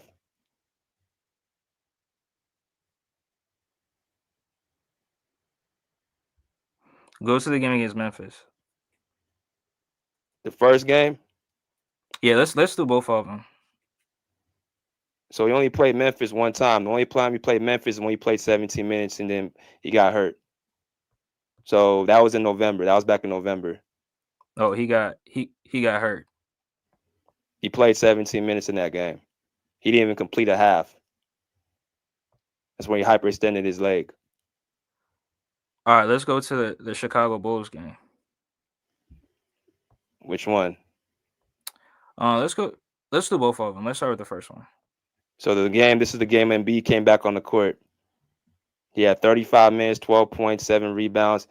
He shot efficient, but he was the third option. Like I want to do games where Embiid is not there and it's just him and Maxey. Okay, let's go through them. If you want to go through January, Cleveland didn't have Embiid on the court. He had 30 points, shot 52% from the field, 54% from the three. Denver, he had 11 points, 45% from the field, 33% from the three. A mediocre game there. The Knicks, 26 points, 45% from the field, 37% from the three. Good or bad game? That's the game where he disappeared in the fourth, right? That's the game he disappeared in overtime. Was it the fourth and overtime or just overtime? Overtime. They got beat. But for the most part, he had an overall good game, right? Keep going. Yeah. Mm-hmm. Orlando, again, with no Embiid on the court, 25 points, 10 rebounds, 50% from the field, 62% from the three. Is that a good or a bad game? That's a good game. New Orleans, 25 points, 11 rebounds, 45%, 41% from the field. Is that a good or bad game? That's a good game. Phoenix, 13 points, 9 rebounds, 5 assists, 5 for 18 from the field, 33% from the three. So let me ask you this question then. So why were the Sixers losing all those games then? They were losing their games for a number of reasons. Number one, they were missing like 4 role players. This is the stretch I told you. They were missing KJ Martin, Caleb Martin, Andre Drummond was out the lineup. Of course, they're missing Jared McCain. And then to top it off, you got Mr. Joel Embiid that's been off the course. That's essentially 5 players you're missing. And even with that, look at the scores that y'all had. They weren't blowouts outside the Denver game. Each game was close. Orlando was close. Knicks was close. New Orleans, y'all should have really beat them. Phoenix, y'all lost by 10. Y'all been competing even with all your role players been out. And the games that y'all been winning have been against top teams. Cleveland, a top team. Y'all beat Boston at Christmas Day. Y'all competed against the Knicks. So y'all competing against the top teams, but y'all just not healthy. Brooklyn, 17 points, 4 rebounds, 6 assists. Is that a good game or is that a bad game? It's a third option. This is with Embiid on the court. That's a bad game. 17 points is a bad game as a third option? Yes. Against Brooklyn? Come on, bro. In 29 minutes, that's a bad game. It is a bad game. Yes. That's news to me. BJ, he's not an ordinary third option. That's what I'm trying to tell you. He's not an ordinary third option. He's much that's better what than I'm the saying, bro. That's the problem, ain't the problem. He shouldn't be a third option, period. So either this is how this is gonna go. Either you're going to accept the fact that he's going to take a backseat behind Maxey and Embiid, or you're going to allow him to be what he's been his whole entire career, a first or second option, and not look at his age and none of that stuff. Look at his ability on the court. Look what he does for your team, and then and only then you will see the blossom of his game, because you're seeing all through. You're looking at the same list I'm looking at: 30, 25, 25, 26, 30, 32, or 33, 21, 29. Look at the games in December right here.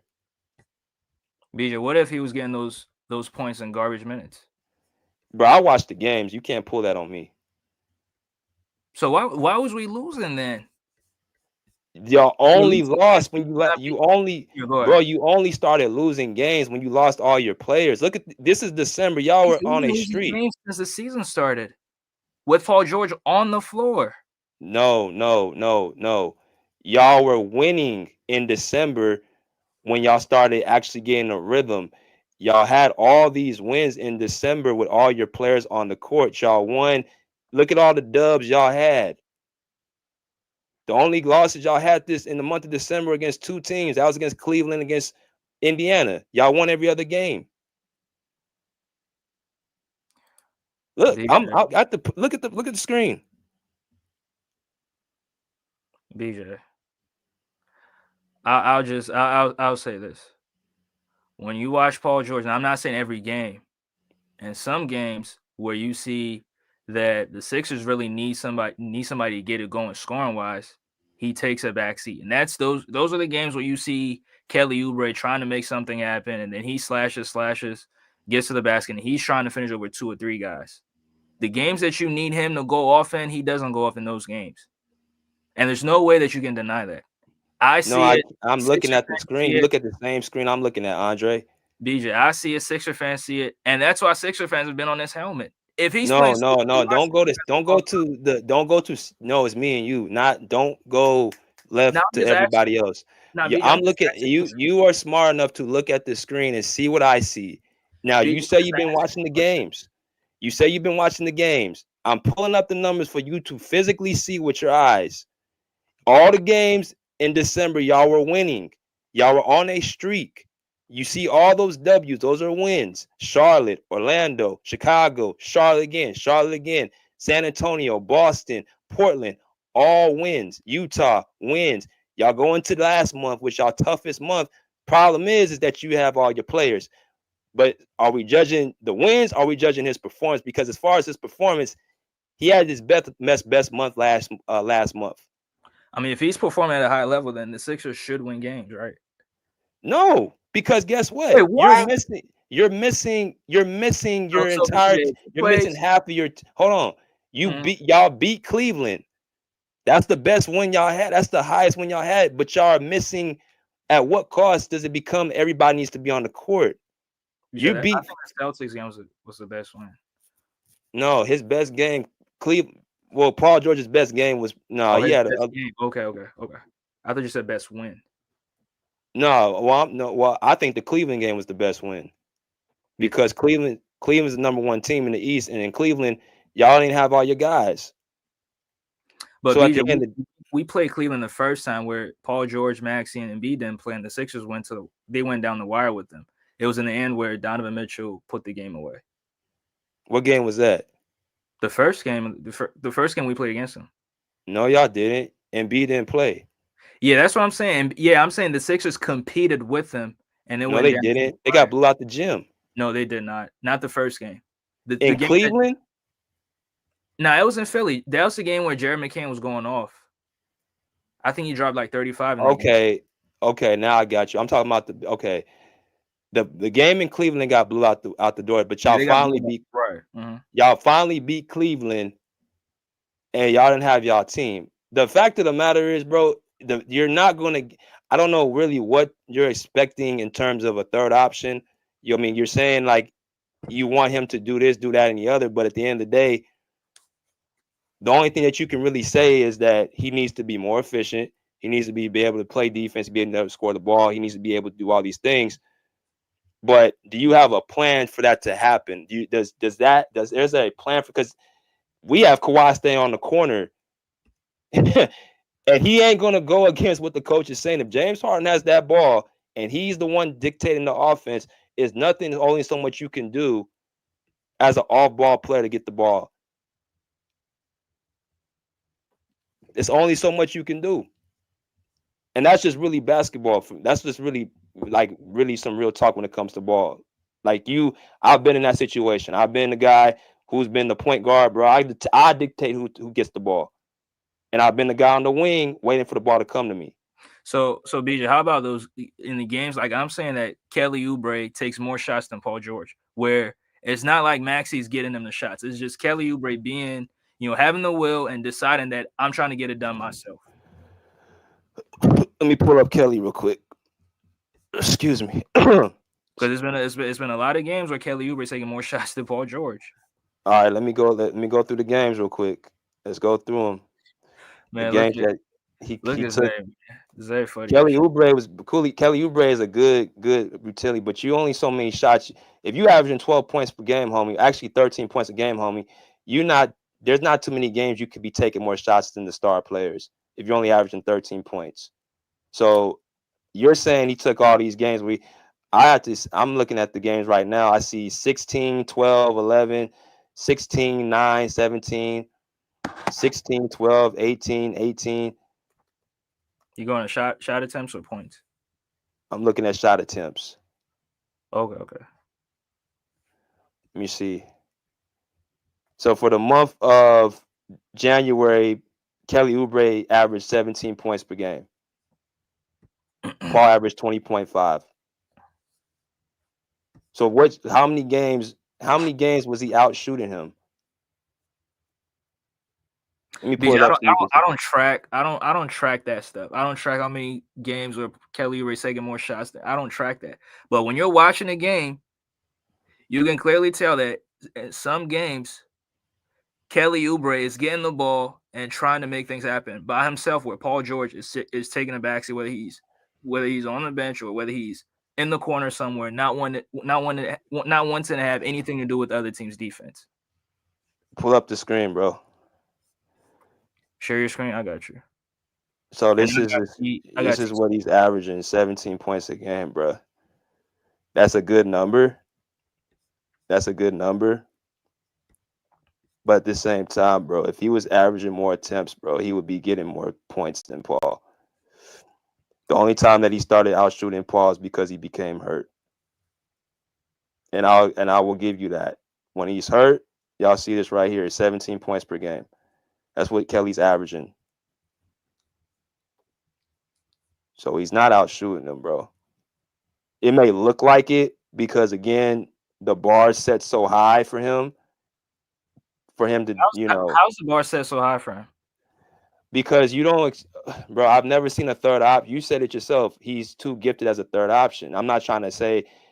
I'm saying like you expect him to be. He's not. You really want to say he's not a third option, but that's He's what you been a guys have second put him option at. most of the season and a third option. But no, but you How about really that? want to say he's a first, second option caliber player. But you're saying on this team he's a third option. But he's been at least a second option more than a third option this year, and there's no way you can deny that. Right. In the games he's been a second option, most of the games, as I showed you, have been good games. Y'all just been getting beat. And I won't deny that. If you say, oh, we gotta win, y'all gotta win games, that's something different.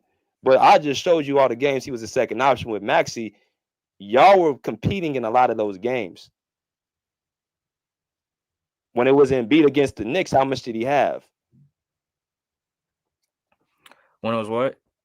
When he played the Knicks and Embiid was on the court, how much did he have? Was that a 30-point game? That was I remember he was 29.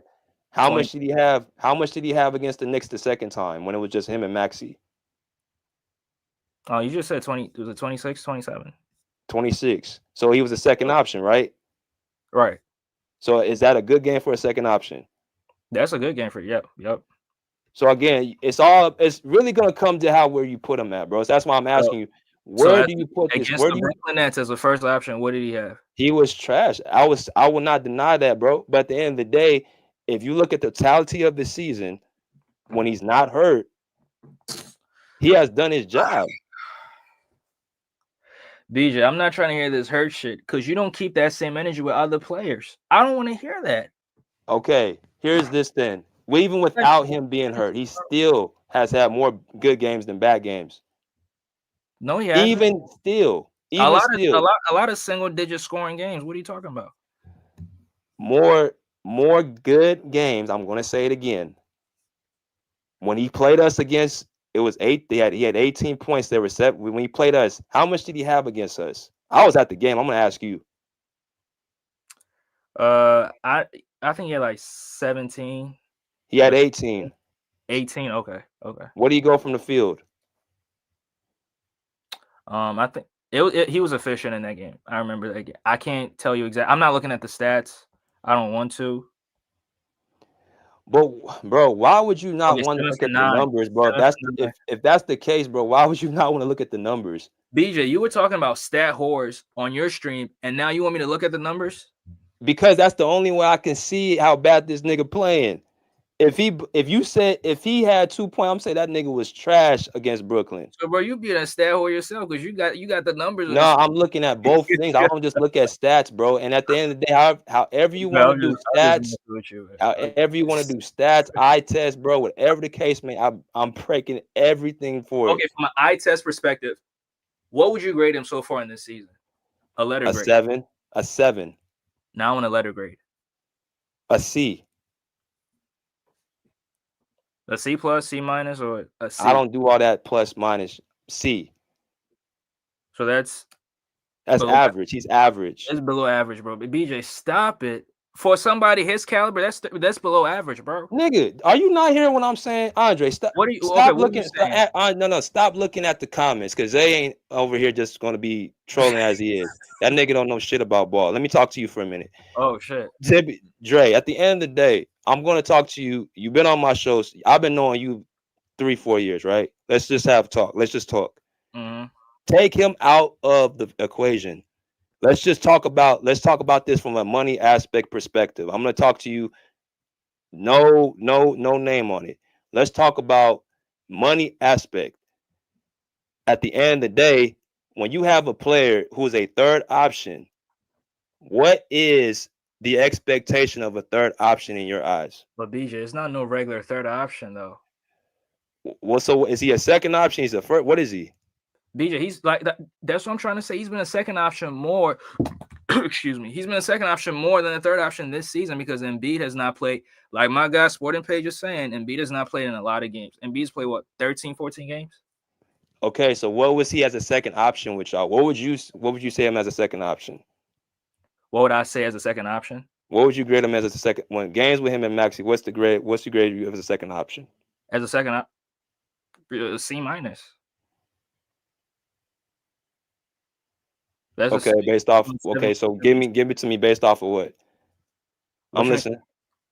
Based off the team, based off his own performances, what I know he's capable of doing is a C minus. So what is his what are the performances? Give me the performances that were mediocre, below average as a second option. BJ, I can't give it to you right now because I'm gonna have to go through it. But you have the nigga. At the end of the day, this is how you have to do. If you're gonna come to me with a opinion or something, come with some evidence to support it. BJ, I'm summarizing all the games he's played as a second option. It hasn't been good. What games? And it's just not me. I'm not the only person saying that. Bro, hey, you bring in another fan. Bro, I'm literally stop the trolling for Andre. For real, I'm not even. I'm not trolling. No, because it's me and you talking. Let's keep Jay out of it. Keep everybody out there. It's just me and you talking. When NBA players say, "Is it trolling?" NBA players have said that he's playing bad. That's a fact.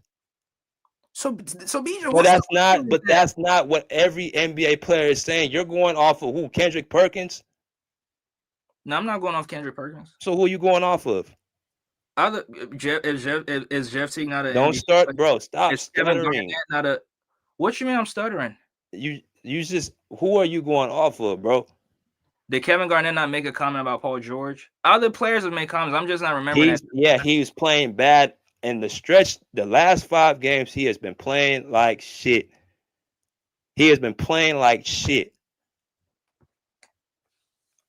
I'm saying he has been horrible. So then you agree with me then? But the 5 games ain't the entire season. So I'm asking you, as the second option throughout the season, what games? BJ, if I give you the games, you're gonna tell me he was hurt, or your team was hurt, or you're gonna find an excuse to give me every single time. Let me give you an example right now. Kawhi Leonard, he played like shit in Game 3 last year. This nigga had 8 points in the game. He played like absolute shit. Kawhi Leonard, since we're gonna use the injury excuses, don't matter. Kawhi Leonard was a straight up bum for us in Game 3, and he was the reason why we lost. Man, you gonna make people clip this, bro. No, I'm gonna play your game because I'm gonna show you how dumb this is. Kawhi Leonard played like absolute shit for us in the playoffs last year. He's the reason why he had 8 points. Okay. So is Kawhi Leonard? I'm gonna say Kawhi Leonard, that's his fault. He was playing like absolute shit. Was he supposed to go out there and score 25, 30 points? I mean, if you're gonna use a 2-game sample size over Paul George's sample size, I mean, I don't know what to tell you because Paul George is at a No. I said Kawhi Leonard was straight up terrible last year. Because I'm gonna use the same excuse. Since injuries don't matter at all to anybody. Nah, BJ. I'm saying when it comes to players you don't like Devin Booker, Luka Doncic, and a few players, when they're hurt, you don't care about their Devin Booker ain't never hurt, nigga. When is ever man? Excuse me. All I said, Devin Booker is not. He is not all that. That's all I said about Devin Booker. And I said with Luka Doncic, he fakes injuries. See, he fakes injuries. Yeah, he fakes injuries. But come on, B. Hold on. Let me go to T Sweezy real quick, and we'll continue. What's good? Oh, what up, man? Y'all talking about the Paul George or what's going on? Paul George, man. Paul George. How long he been playing bad? Like, what's his like? It's 5 games, bro. 5 games. He's having a mediocre season with the Sixers. Let's put it that way. Okay, so what's the argument about? I don't know. The argument. So the topic is Paul George getting unfair hate? I mean, unfair hate from the Sixer fans? Okay.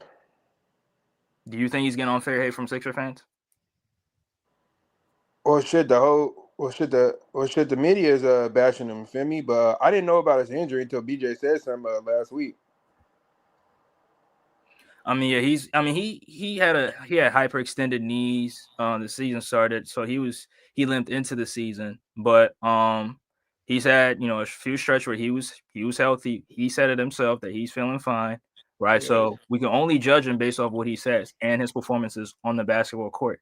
So in these last few games, he's been trash, and in other games that I'm probably forgetting about, he's been trash as well. And when you evaluate all those game performances, it's been mediocre. And that's what I'm saying. I ain't watched Sixer games this year, bro, so I can't really judge. When I did watch Sixer games, Paul George and Embiid didn't play, feel me? So I watched a couple of y'all games, so I can't really judge how he played. I just know how he played when he was in the Clippers. Against the Celtics, how did he play? How did he play against y'all on Christmas? I didn't watch the whole game though, but I know he played like garbage. Was he over 8 for 3? He was bad in that game. I think he had under 10 or 11 points, something like that. Played like garbage. No, it was double digits, but it wasn't a good game. A good game. But I know what BJ gonna say. He was a third option. Right? Yeah, because again, bro, this is the part. Sweezy, please talk some sense into my man Andre. You played. Right. Nigga, how many shots do you expect to be spread around with one of the best scorers in the league in Joel Embiid, and then you got this nigga Tyrese Maxey following him with 20 shots? How many shots do you expect to go around as far as the rest of the team? Shit, that's a third option. I guess no more than 15 shots. Some third options get 8 shots. Some get 11. You feel me? So, okay. So, as a third option, 15 8 shots, right? So, where are all these points? I'm asking Andre, where are all these points going to come from? Where is these 20 points going to come from? But BJ, that's what I said, that he's had multiple opportunities to be at least a second option more than a third option, because Embiid hasn't really played in a lot of games this year. And some of those games, yes, he does show up. Most of the games bro, what are you talking? BJ, most of the games he showed up. Look at the screen. Pull up the screen. Pull up the screen. Pull up the screen, bro. Pull up the screen. Pull up the screen, bro. Pull up the screen. Just pull up the screen. Clipper fan? No, I'm saying this is the thing I am.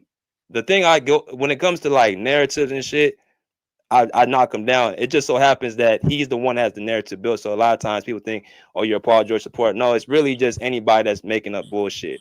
So anything at the day, all these games, I'm gonna let T Squeezy look at every single game. Outside of Golden State and Brooklyn, he was the second option. Outside of Golden State and Brooklyn, he was the second option. Now, Andre's case is that he's been so bad as a second option. So I'll let T Sweezy look at the screen. And then Chicago game, he played 13 minutes. Chicago, he played 13 minutes, 9 points. He had 6 attempts. He made 3 shots. Okay. Oh, it went away. He's loading. Let me see. Sacramento, how many attempts he had? 4 for 7. Oh yeah, he don't take that many shots. Yeah, this is like third option shot stats. Yeah. You would think this nigga's a 4th option with these stats. Yeah, so the Golden State and Brooklyn. He's not getting the same what's that shit called, BJ? He's not getting the same touches that he did with the Clippers. But for whatever reason, these niggas think that he's gonna be the same option as the Clippers. I'm like, he's not gonna be that, bro. He's not gonna do what he did with us. And that's why I said why you think that? The mindset to be a scorer. Because again, you're playing behind Embiid and y'all Maxey. just making excuses for this. Y'all just making. Do you think he washed? Bro, look at the points. Read out the points. Read out the points. Read out the points. He had 9 against Chicago. Only took 3 shots. Played 13 minutes. Then Cleveland, he had 30 points. Oh, that's 3 points. I'm looking at the wrong thing. I'm tripping. Which one is the shot attempts? This shit. The shot attempts is field goal attempts. Right by the percent. Okay. Oh shit! Shit keep loading. Man, I'm on my phone. I can't. Hold on. So okay. I see it. 11 for 21. He played good against Cleveland. Denver. He was 5 for 11 with 11 points, 5 rebounds, 9 assists. Hey. So how's his defense? I don't know, Andre. How's his defense? So he's not our best POA defender? How's his defense, Andre? His defense has been good. But how's his rebounding? How's his rebounding? I think he giving you 5 rebounds. So the rebounding, yeah, it's been good. But what about his assist and turnover ratio? I haven't looked that up. Okay, so he's just in. He's in a slump right now. That's what that is. You judge a small forward by assist to turnover ratio. He's not the primary decision maker on the team. Bullshit. He's y'all best playmaker. Maxey does not play make well, bro. He cannot fucking play make. I'm sorry. That's why y'all need a point guard. DJ 4. He's Paul George is a point forward. Andre, what are you talking about? Wait, say it again, T. Paul George is a point forward. Andre, what are you talking about? He's not a point forward. He has the abilities, but he's not a point forward. He's not a point forward, bro. He's literally a scorer, bro. He's a scorer. He's not no point forward, bro. Why not? So he's just a scorer, bro. So he literally got put on this team to be a plug-in player. The ball, right? That's what you saying, bro. He's literally supposed to be on this team to plug in and get buckets, bro. Paul George is mostly known for his playmaking. Zay, how much is this nigga supposed to score, bro? I'm gonna ask Zay, how much is this nigga supposed to score? I mean, shit. If Embiid not on the floor, bro, then he's supposed to step up and at least give you down there a cool third. He got the play. He got the skill set to give you an easy 30. He don't want to give you 30. 30, 26, 25, 25, 30. Like, bro, BJ, he is not on this team no more. We still talking about fucking Paul George, bro. He is gone and he's ass, bro. I don't gotta keep explaining. I don't understand you don't like. This is not even no trolling shit. I've been told you this, I'm speaking upon basketball. I've been told you this is basketball. I'm speaking of basketball. He don't got the love for basketball. I don't know what, bro. I don't know what you say, but you have. It's literally basketball. It's basketball talk.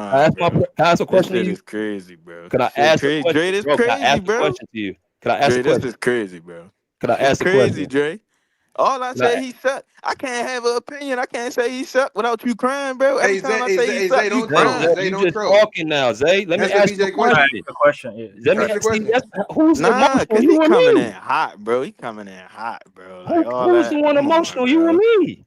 I'm Who? asking. Let I'm me ask not you a question, emotional, bro. bro. I'm Let me BJ, not ask ask you the a question. emotional, question. bro. Don't ask him. Let me I'm just ask not you a question. mad. What? Okay, so Go ahead, let me bro. ask you. Go Okay, ahead, bro. fine. Fuck it. Let me ask you a question. Let me just ask you about the teams that you had prior, the years that you had the Clippers. What did the Clippers ever do in all them years you've been a fan? Since I ain't been a fan, and I ain't this. What have you been supporting the last 10 years? Bro, Paul George literally just got them I didn't, bro. around. I No, didn't mention listen, I'm Paul George. I answering it. I'm mentioned your answering the question. team. I'm literally answering it. I'm literally answering. You Go gotta let me ahead. get to it. Go ahead. Paul George literally only got them around ahead of where they been, bro. Okay, we didn't pass the Western Conference Final. Okay, we got to the Western Conference Final. That's it. Niggas want to win a championship, bro. I don't care about none of that, bro. Like, you care about that, bro. Like, okay, got the Western Conference Final. That's cool, bro. That was in 2021, bro. Like, that's over. Clippers still ain't doing shit and probably fuck around don't never do shit, bro. Like, that's just what it is, bro. Like, the Clippers we cooked. We cooked. It Can you probably answer the niggas probably question? think bro. At the end No. of the day, Zay, at the answer the end of the day, question. I'm gonna say this. I'm gonna I say this. literally answered the He question, answered, bro. I but know he you did. You brought up Paul George. You deflected. Answer the question. I I did don't. not deflect. How did I He deflect? He asked you a said simple no. question. He didn't even bring Listen. up Paul George. No, he said what had the Clippers done before the Paul George shit. I said they didn't get past the second round, and Paul George got us to the next round, and that's it. That's literally what I said. I answered the question. Okay, so when you say that, bro, at the end of the day, Clippers ain't won nothing. See, you say I was a Okay, Laker and fan. Paul George didn't do nothing for us. See, He he didn't keep win bringing nothing for us either. see, I can't even respond. You calling me emotional, bro. I think you the emotional one How am I emotional, bro? because you I'm just keep keeping cutting it me a off. buck, You keep cutting me yeah, off. I let, let because you you let him talk. saying get let, stupid let him shit. get the Hey, statement. can you? Yeah, I let him talk. yeah. Let me talk. Saying I was a stupid Laker shit, fan. bro. I came from a winning organization. So when you say I care Yeah, about but you that, switched teams. You see, switched over. so Why you ain't just stay this is over hey, there? Dia, hey, Hey, How hey, Zay, you wearing Andre, purple mute his and mic. gold? Like, how Andre, can you mute his be a mic, Lakers please. fan? Mute How his can you mic. be a Lakers fan Andre, and hot mute for the his Clippers, mic. bro? Mute his mic so I can yeah, get my Zay, let shit him. off. You I gonna don't let want me him get to my talk shit about it. off. This Yeah, nigga yeah, Zay, whining, bro. Andre, mute his Zay, mic. Zay, let him. Mute his mic, bro. Like for real. Come Bro, on. this not your show, bro. He not Bro, finna mute mic his nothing. mic. He not finna Zay, mute Mute, nothing. Zay, Andre, mute his mic, please. Zay, let him get it. I don't want him Damn. All right, I fighting. got Dre. I got you. I got you, Dre. I got you. I got Yeah, At the end of the day, yeah, I came from a Laker franchise, so I know what it takes to win, nigga. And at the end of the day, for Clipper fans like you to come in and say that this nigga ain't did shit, this nigga ain't did shit before, you right. But he got you farther than whatever your franchise had. And for somebody to say that he needs to be out and he ain't did shit and he ain't doing that, we need to win a championship. How could you possibly say you know what it takes to win a championship when you never tasted it? you. I So never even thank you. said Yeah, that though. I was a Kobe fan. He got 5 Mm-hmm. championships, and I Yeah. was a basketball player who won championships overseas. So when you fix your mouth to say that, oh nigga, yeah, you just dick riding Paul George, all these little silly elementary comments, Cause you yeah. is. Cause At the you end of the is. day, I'm gonna You speak to been you like doing this it, because bro. at the You end of the been day, doing it. You you been you doing sitting it. up here You saying been a doing nigga it, that bro. helped you get to the farthest you got in your whole organization But ain't that's did not shit enough. But it's not because enough. It's not okay, but enough. Kawhi wasn't on the It's floor. not enough, Kawhi though. wasn't on the Not floor. Of enough, course, ain't bro. enough. So It's not put some enough, onus bro. on Kawhi for not being on the You feel goddamn me? It's not floor. enough, bro. We ain't At finna the win end of shit, bro, bro. Clippers not finna win shit. I'm keeping I it don't a know what bean. you talking about, Zay. What you expect if your best player ain't on the floor? You expect It's a not gonna championship? When does happen, that bro. It's ever not happen? gonna happen, bro. All right. When does Hey that yo, we gonna ever go back. happen, We gonna go back to this, bro. We gonna look back at this, bro, and be like, damn, that nigga Z was, you know what I mean? Like, bruh? it's cool We BZ, not, bro. bruh. It's not Just that slow it up. serious, bro. It's not that serious. Hey, bro, we never gonna agree on this, bro. I'm never gonna agree with you. We agree to disagree, bro. Cause I'm not trying to hear none of that. Oh God, I don't want to hear Okay, Let- that's fine, but you speak, we just agree to you disagree, speaking the bro. way you Well, speaking B is and our so I reality, don't bro. think. You're not gonna win a championship with your best player out. You Yeah, feel me? I You're think not that gonna win a there's no way championship We that. without agree. your I best agree to player, bro. disagree, bro. It's cool, bro. You But you agree to agree with that? disagree? Nah, Zay, come on, bro.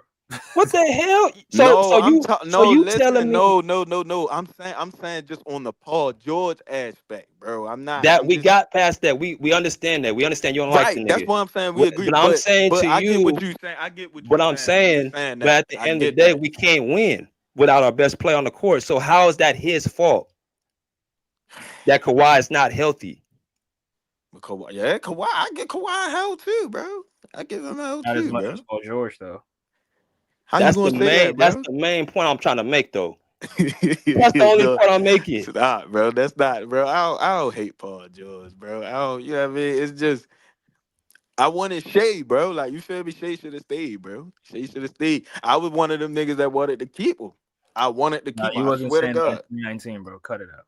I swear to God. No, you wasn't. Nobody I was. was watching it, bro. If you watch that He series, didn't do bro, anything. He Shea didn't was do not anything. scared. You just had to Bro, he give didn't do Shea anything time. special. He didn't do anything special against Golden State. But no, Bro, but this he Shea, he this was Shea cool shit, bro. I'm though. sorry, You Shea. just had to give him time. I swear to God, Shea. you had to give Shea I mean, time. I agree that you have to give him time, but he wasn't. Nobody thought he was going to be this great back in 2019. Yeah, it Bro, wasn't Shea like would not be stand out. doing what he's doing with the Clippers, bro. I'm sorry. Like Shea, at the end of the day, I like Shea, but he's overrated. This nigga ain't never been to no third round. He's been in the league for 7 years. He's good. He's good. You can't But call he him ain't like overrated though, great. bro. He ain't great though. Yeah, Not not yet. yet. But Not he's yet. not Yeah, not yet. overrated though. Yeah, he's He not not overrated overrated. though. He's Yeah. not overrated though. That's a little stretch, bro. That's too Uh, far. But I get why BJ, you say he they might never be made the. overrated, but he not. But nah. Come on, bro. But BJ, bro, I mean, it ain't no bad blood, bro. It's just what happened when you passionate about the team, bro. You get what I'm saying? It's shit. I don't know. It just like, bro, it just don't. I think it pissed me off because I'm like, bro, this nigga is off the team, and you still caping for the nigga. He gone. That's just how I look at it. Like niggas is moved on from him, bro. Niggas is moved on. You Nah, but still you making don't. excuses for the But nigga. But Like but fuck Sage, it, he he's but on. gone. you never. But the He's only on a person strict that schedule. spoke about him the way you did on our team, bro, was you. Like even on Hell my no, I'm not the pod, only one. Hell you was no. no I'm, nah. But on some real shit, Zay, like you was the only person I like was coming at not the the nigga only when he one. was I was when he not was the on the only team. one. You was the main dude coming in with the little emojis and shit. I mean, we know you didn't like the nigga. Everybody knew. Oh, come Zay. We had BJ, people. I We had wasn't the people. only one, bro. We know, bro. Nah, Ain't nobody was making fun of him though. like that, like you, bro. You was clowning this nigga, and I didn't say nothing. I No, let but I you was do keeping your it a shit. buck, bro. I was keeping it a buck. I mean, like that's just it was just certain shit like I'm seeing in him. It's just like I don't think he got it in him to get us a chance. I get it, the Kawhi Leonard shit. I already went. I just don't. I don't know. I don't know. It's just hard to explain about that nigga, bro. Like I hate talking about him because he not on the team no more. So I don't give a fuck. That's Andre problem now. You get what I'm saying? Like, fuck that nigga. Like, real rap. I don't think you like him because he's not mean enough. That's why I think it is. It's too last a days ago. He too lax. Like, you feel me? You gotta have that Just kind of. relax. I agree with that. To relax sometimes. I agree with that too. He chill. He chill. Cause But it niggas don't take want, away his game, nigga. It but don't he take can, away what he can do. I know a but he lot of don't be niggas that are wanting. But chill. he don't play to his potential like he should. Though he really can be a top 5, top 3 player if he just stopped being weak. If he wasn't so weak in the mind, he would be good. It's just he overthink basketball. Like you can tell how he play, bro. He don't want to go to the rack. He want to keep dribble, shoot. I'm like, gang, you can. Nobody in the league can guard him, bro. Nobody. The Right. only person stopping him is himself, bro. He stops himself every time. He just brain farts and act retarded on the floor. I don't know why. Bro, his Like knee almost, bro. I You saw know, it, bro. but But you know the nigga was not like that before he tore his knee up. I don't understand when people get so surprised, nigga. Your fucking leg almost split in half. You know this nigga was not like that but before he almost tore his leg up. That nigga was he was going to the damn rack. near. He was a top 3 MVP candidate He came back and he was But right. 2018, 19. but he changed his game up though. He was Right. still, but you not gonna get that Indiana Paul George going to the rack, like you're not getting that back. But I'm not saying He go was to the rack attacking the and rack in OKC more. I can make an argument. He was attacking the rack that 2018-19 season. He was attacking the rack more than he did in Indiana. I don't know about that, Andre. BJ, go watch. You remember he was Indiana, averaging he was 29, attacking the 30 a rack. game? I saw okay, CPG was more so he was more he had to change his game, bro. He had to change his game with us. He yeah. ain't gonna be I mean the Most of bad shot his selection. shots was at the rim. PG shoots like 71% at the rim. It's not like he's terrible at the rim. No, I'm saying you're the people when people say he don't attack the rim. I mean, bruh, first off, that's the point of changing your game too. But I'm BJ, like, we But not BJ, saying. sometimes when you change your game and then the jump shots is not working for you, what are you supposed to do? get closer to the rim. So why is he not doing that then? I don't mind PG shooting shots closer to the basket. I don't mind that. I don't need him. Why would you want him to keep attacking the rim, trying to dunk on everybody? No, we not saying attack the rim like that. We just saying he has the ball on the string and has the dribble package and everything to just cross a nigga and get by him. He has the build to at least use his muscle a little bit to get a nigga off him, and he's able to finish. He has a layup package. He can reverse lay, left hand, right hand. He ain't just gotta be dunking. He can do that. You get what I'm saying? It ain't just about dunking on niggas on some Indiana shit. You feel me?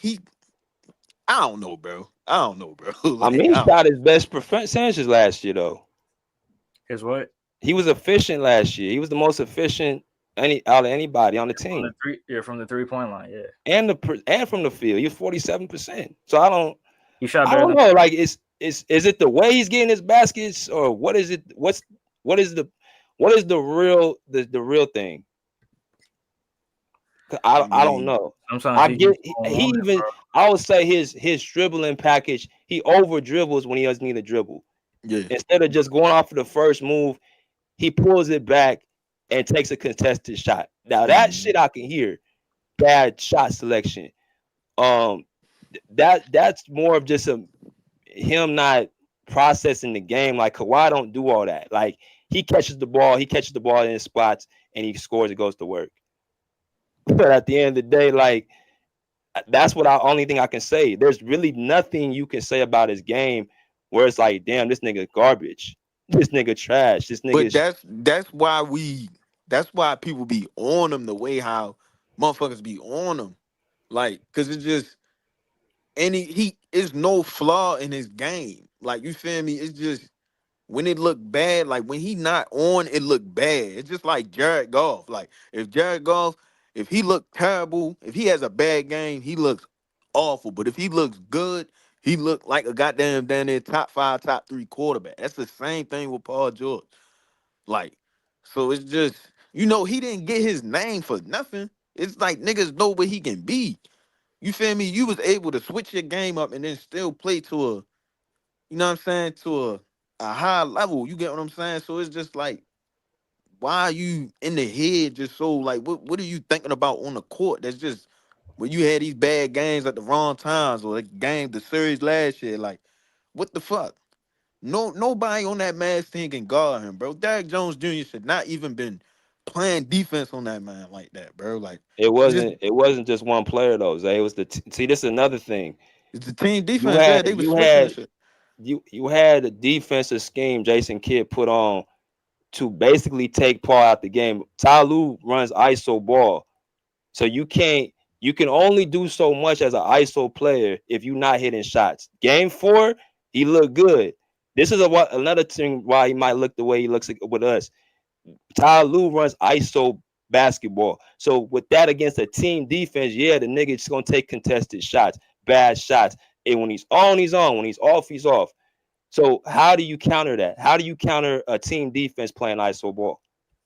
Yeah, it look nasty, but I don't know, bro. It's just like niggas just feel like he can get that shot on anybody. Like, I just feel like he can get it on anybody, but he just don't be hitting. I don't know, bro.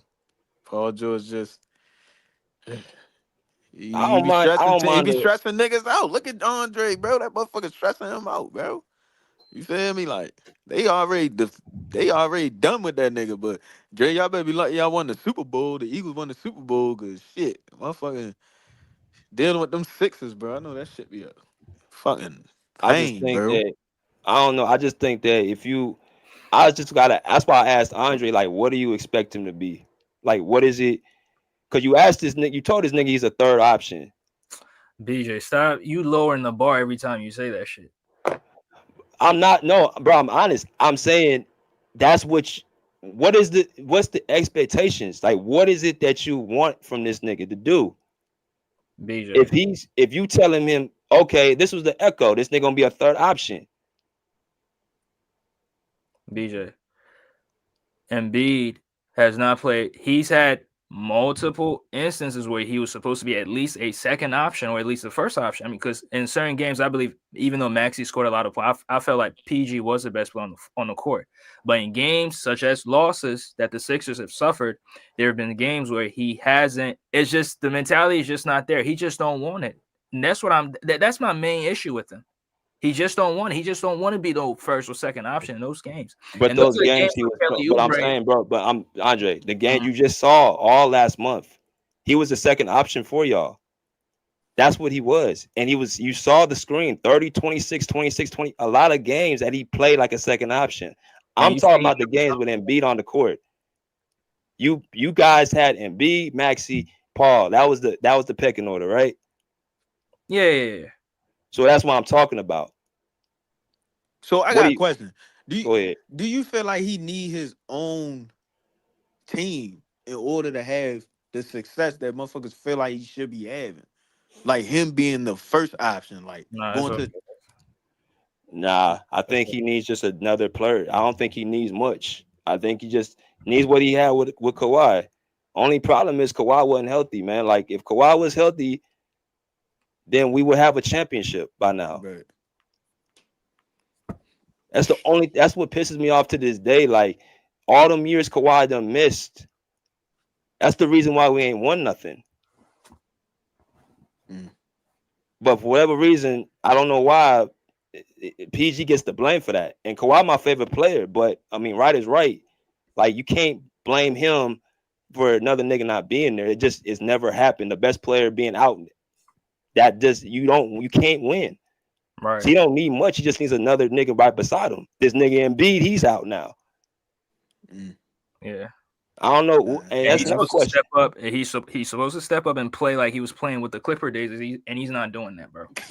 Come on, bro. Chill, Jay. Chill, Jay. It's just facts. Is he playing like the All-Star caliber player that he played? Nigga, he was just doing it last month, Andre. BJ, stop. How many points did he average? 20 points?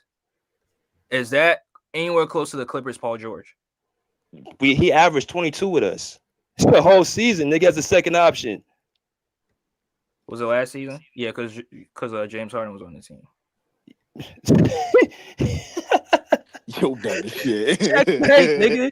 How much you think these niggas supposed to average? Andre fucking 40 points? Nigga, he was averaging 22 with us last year. Sixers offense has been trash. Yeah, talk to Nick Nurse. Now you talking. Our offense you complain about your offense, nigga. Our offense is worse. Nigga, we 24th in the league, healthy. Yeah, that shit insane right now. I ain't gonna lie. That shit definitely insane. But y'all just got Kawhi, so it might get better. I mean, nigga, that's not the answer. The Kawhi's been back 15 games, bro, and our offense still is bottom. It's not him. It's not a good sample size. Come on, man. Bro, I'm telling you, Ty Lue don't have a good offensive scheme, bro. I'll be trying to talk to people like, it's like, bro, this nigga wants to run nothing but off ISO. No sets, no nothing. BJ, you gotta ask him that on the press conference. Yeah, we gotta hold you accountable, BJ, because you don't ask him the right questions. You ain't asking the question. Why you ain't asking the question, bro? All right. I gotta be better. You feel me? You gotta be better. Exactly. You gotta be better. Yeah, don't be talking about some young players and shit. Nah, fuck that. Talk about the scheme. Like you ain't gotta cuss him out, but say it in a way where he can make him change his mind. Trust me, Ty Lue. I mean, these coaches, they're very, very smart. They're deflecting answer in a way that you probably even not going to expect it. The problem is with Ty Lue, when I ask him a question, what he'll do, he'll say something and he'll be like, he'll tell me something and then like he'll do he goes against what he says. Like I ask him like, okay, well, you look at playing like Kobe Brown or playing some of the young guys. Yeah, we'll get them some minutes. Next game, they don't even play them. So I just give up asking them type of questions. Nigga be lying to my face. Especially you being a black man, bro. Niggas is crazy. Niggas gonna lie to another nigga, bro. Ty Lue crazy. Yeah, bro. Hell crazy. This is funny. But BJ, I want to ask you this question. I mean, heading into the second half of the season, like, what do you expect from Paul George? If he's healthy or is he hurt? Healthy. I expect him to be what he was before he got hurt. And what was he before he got hurt? 20 points per game. Now, I don't know, because you gotta talk to your. See, he ain't. Zay's right. He ain't with us no more. I just know. I speak on the reason why I come on his podcast, Zay, because I'm Andre Cool. I go on Tone's podcast. I go on Yeah, Elysi. you be everywhere. Hell yeah, I be everywhere too. I be Yeah, everywhere. yeah. So I mean, No, it you don't don't, matter if being nigga. on my team. I like talking hoops. Ooh, But right. I So haven't seen you in hella long, Zay. shit, that's because I don't like basketball like that no more. I ain't gonna lie, basketball kind of trash. nah, but Come on, bro. that's a question you got to ask Nick Nurse, Andre, nigga. Like, what's the plan? Like, what's y'all pecking order? Like, what do you think?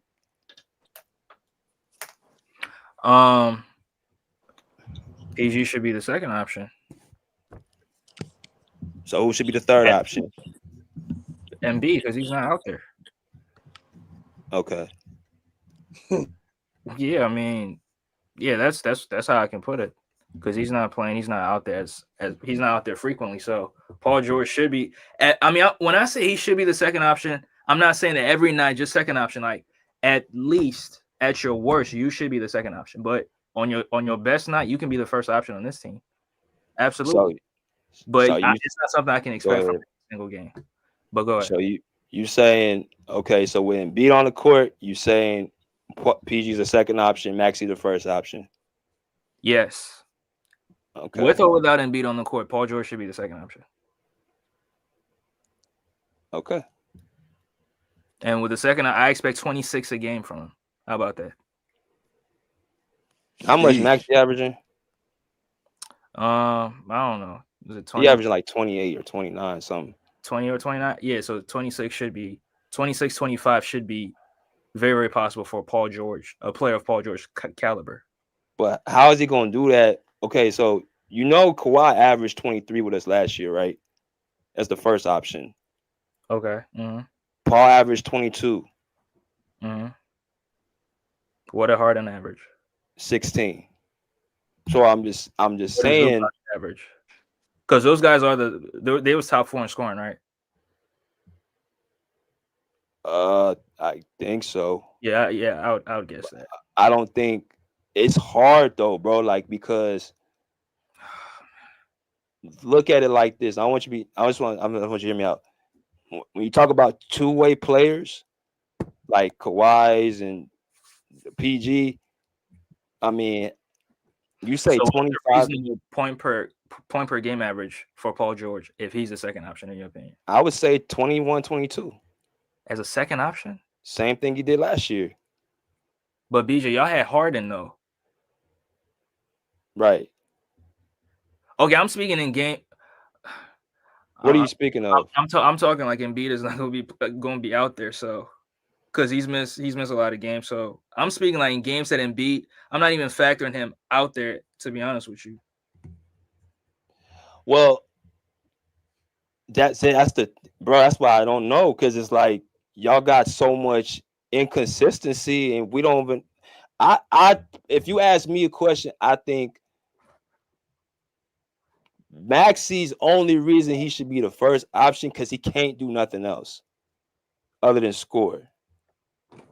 Right? So you allow him to be the first option because he has go mode, he wants to score and all that stuff, but PG can do everything. So he don't need 20, 25 shots. Like, you don't measure his game off of just scoring. So he doesn't need to score 25. I think 21, 22 is a good amount, and he's still giving you. When I say 25, 20, I'm just trolling, but okay, at least 22, 23 like he did last season with the Clippers. Is that too much to ask from him? No, that's not. That's fair. All right. That's fair. I can hear that. All right. So if he comes bullshitting this year, coming back, I'll be the first one to come on your show and call him out. And I will be the first one to say, like, he's playing like shit. He's not playing up to his potential. I'll be the first one to grill him. Trust me, it don't matter who it is. But I can't grill somebody, bro, if he's been working through injury, and B, I see when he's playing with Maxey that he's had a lot of great performances. Mm-hmm. So Sure. he said, Said like PG. Phil Evans said, PG as a second option should be 23, 6, and 5, like Jaylen Brown. I wouldn't even. I mean, that's fair. I wouldn't argue that. That's fair because that's where he's Jaylen Brown's a two-way player. Right. Yeah, that's fair. Maybe 22, 5 and 5, 25, 5 and 6. I mean, I think it's very, very. He can absolutely do it. He can absolutely do it. But I mean, again, we're not just criticizing Paul George, but Maxey, like I said, and Sporting Page, shout out to him. Maxey has to find ways to get him going sometimes, and not try to look to score every single time. Right? You should look to get Paul George going because, like you said, Paul George is a rhythm player. If you don't get him going early and often, it's just going to be very, very difficult for him throughout the entirety of the game. So that's Maxey, that's coaching as well. So I mean, you're calling out Nick Nurse. Yeah, he's on a hot seat as well. We call him out when we have to call him out. So yeah, if you got whatchamacallit, that's why I say my opinion is let him just go, not even miss it. Like, don't say my word for it. Look, go back and watch, bro, like some of the games in December. Like what y'all had McCain and stuff like that. Like, I think y'all best suit is just to let him play more as the point forward and let Maxey play more off the ball. So that way, because for whatever reason, when Maxey wants the ball on top of the key, he ain't looking for nobody else. And that takes everybody out of rhythm too. So, I think at least with PG as the primary ball handler, he got like the offense just looked better. It just looked better, bro. Oops. Yeah, Sporting Page says PG's almost 35 years old, 20 points, should be his max. He plays strong defense. The rest of the team is ass. Man, Sporting Page always going at the. They're not ass. They're not ass, but they just. I mean, looking at the record, they is. Yeah, but Andre, y'all been hurt, bro. Y'all been hurt. I mean, everybody knows what y'all potential, bro. Like y'all beat. But BJ, the thing is that when teams are dealing with injuries and they have a terrible record, nobody's gonna care about the injuries. No, I know they're not gonna care, but I'm just speaking on the reality. Like, I could see a person, they could be bad if they were playing like as a team that was fully healthy, but y'all ain't full. Y'all beat when y'all fully healthy. What has y'all done? Like, what's y'all record when y'all healthy with all three of your guys? I think it's still a losing record. With Embiid, Maxey, and PG playing? Yeah, both. Yeah, all three of them. I mean, I don't know. I haven't looked it up, but it's not too many games. I mean, even if it's a winning record, people gonna say it's not a big enough sample size. Yeah, bro. He said 7. Yeah. 7-3. Yeah, that's a good record. Is it a big sample size? I mean, 10 games. That's my point, though. Like, it's like. Yeah, I get what you're saying. Absolutely, I get what you're saying. But Sporting Page wouldn't give a fuck. No, I get it. People just care about dubs and L's, bro. Like, people just that's something I had to realize. People just care more so about your wins and losses, but they don't. I just guess kind of look at the game as a player standpoint, bro. Like, I kind of understand like the ins and outs where I look at it more like a player. So when I hear certain things said, I'm just like, bro, wait a minute, that's not even it's not even accurate. Yeah. I mean, yeah, that's fair, but I mean, Sporting Page, look what he said. Yeah, it's not a big sample size. It's not a big sample size. It's not. And that's the problem. Y'all niggas just can't stay healthy, bro. And y'all, I mean, like I said, man, this second part of the season, bro, like, I mean, they saying shut it down. I don't know what they're gonna do. I got about 2 weeks to really figure it out, but Chicago is right in front of y'all. I mean, y'all can either go in front of them or y'all can just shut it down. Yeah, I mean, I think they can definitely catch Chicago, but I don't know if they're gonna shut Embiid down. I mean, I say they should shut him down because looking at him playing, it don't just look good. I think he should just shut it down and get the surgery. I think it's for the greater good. Let me ask you this question: What is it? What do you feel is the biggest problem with y'all team? First of all, coaching. I think coaching is one of the biggest problems. And secondly, Embiid not playing. Third, Maxey trying to jack up every shot. And fourth,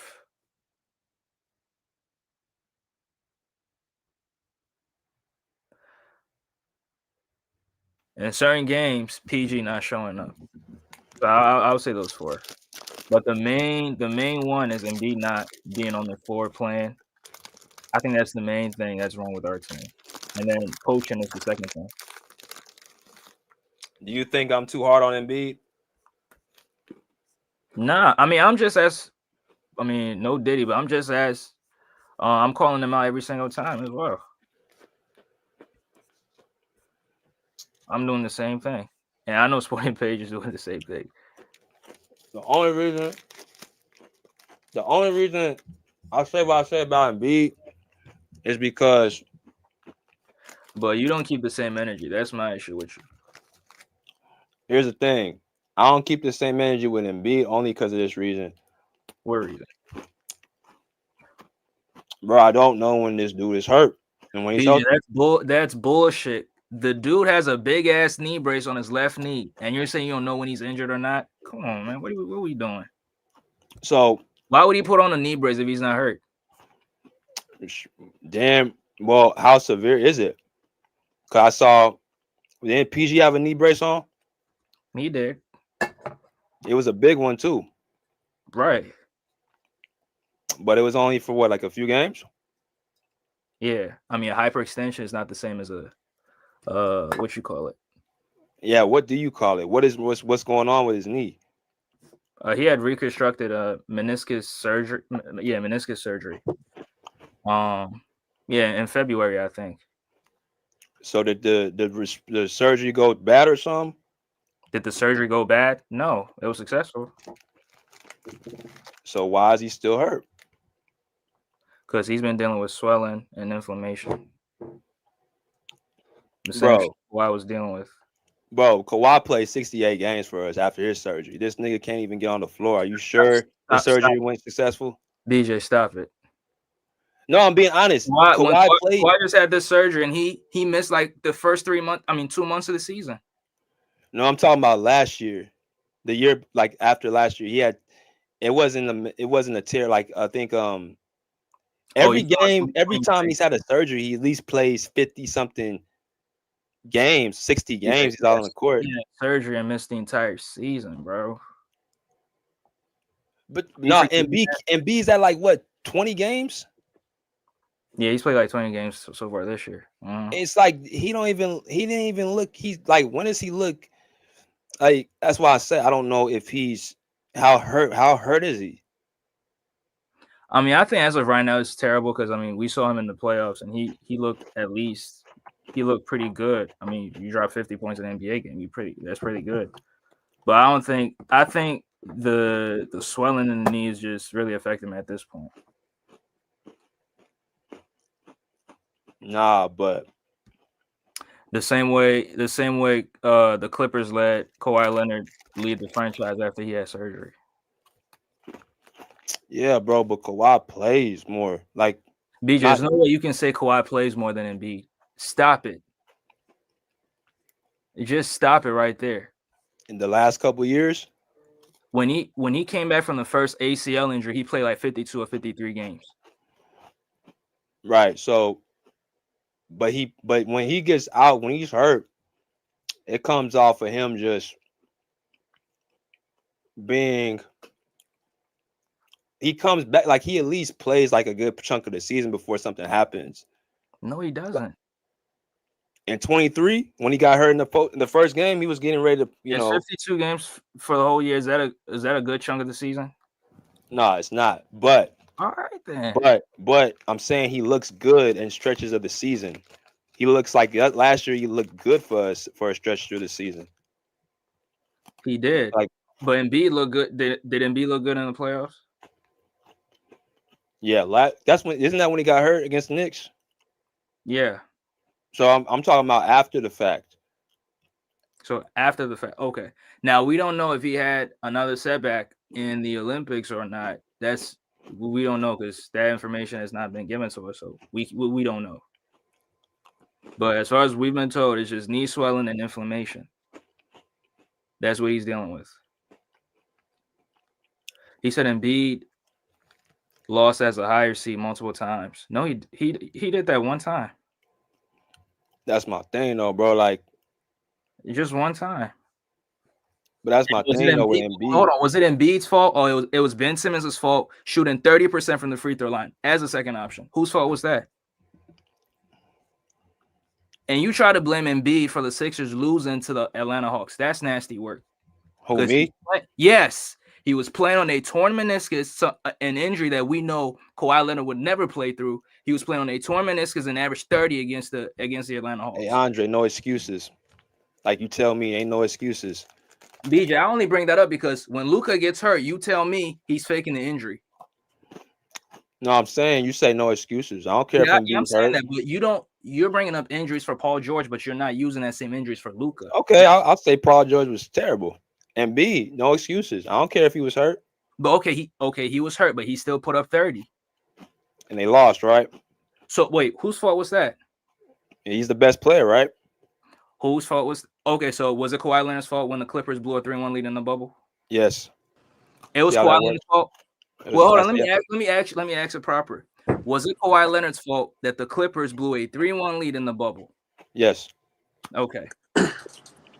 So watch this. How many conference finals appearances Kawhi has? That's moving the goalposts. No, I'm asking you because I see what you're trying to do. 2012, 2019, 2013, 2014. Then the year he got hurt when they got swept. Hold on, 2012, 2013, 2014, 2017, 20. Yeah, that's it. I mean, in 2019, so 5. Okay. 5 times. How many times Embiid made it? He hasn't made it. See the difference? But what's the point though? The point is, Andre, my guy, he's certified. He's proven. Your guy, process is starting to end. So what you're saying is because he made conference finals in the past, he can have surgery and still be the leader on a team. Is that what you're saying? Yeah. Okay. All right. See, your guy doesn't have that. You don't have that success. So when you start blaming Ben Simmons, that goes out the window. Either he's hurt or his teammates don't show up. See, no, because Kawhi don't get that excuse. Because people want to sit up and go at him when he loses in the bubble. They want to blame Kawhi and say he choked. You blame Kawhi. I asked you the question and you just blamed him. Nobody. I do, but I'm saying, but hold Embiid to that same standard. I don't care if he scored 30 points. They lost. BJ, I hold him to that standard. So why does he keep getting put out in the second round? Why does he keep getting put out the second round? Why does he keep getting put? Because they lost. The Sixers lost. So what does that make Embiid? He's a loser. Okay. And what's Kawhi with the Clippers? Conference finals appearance.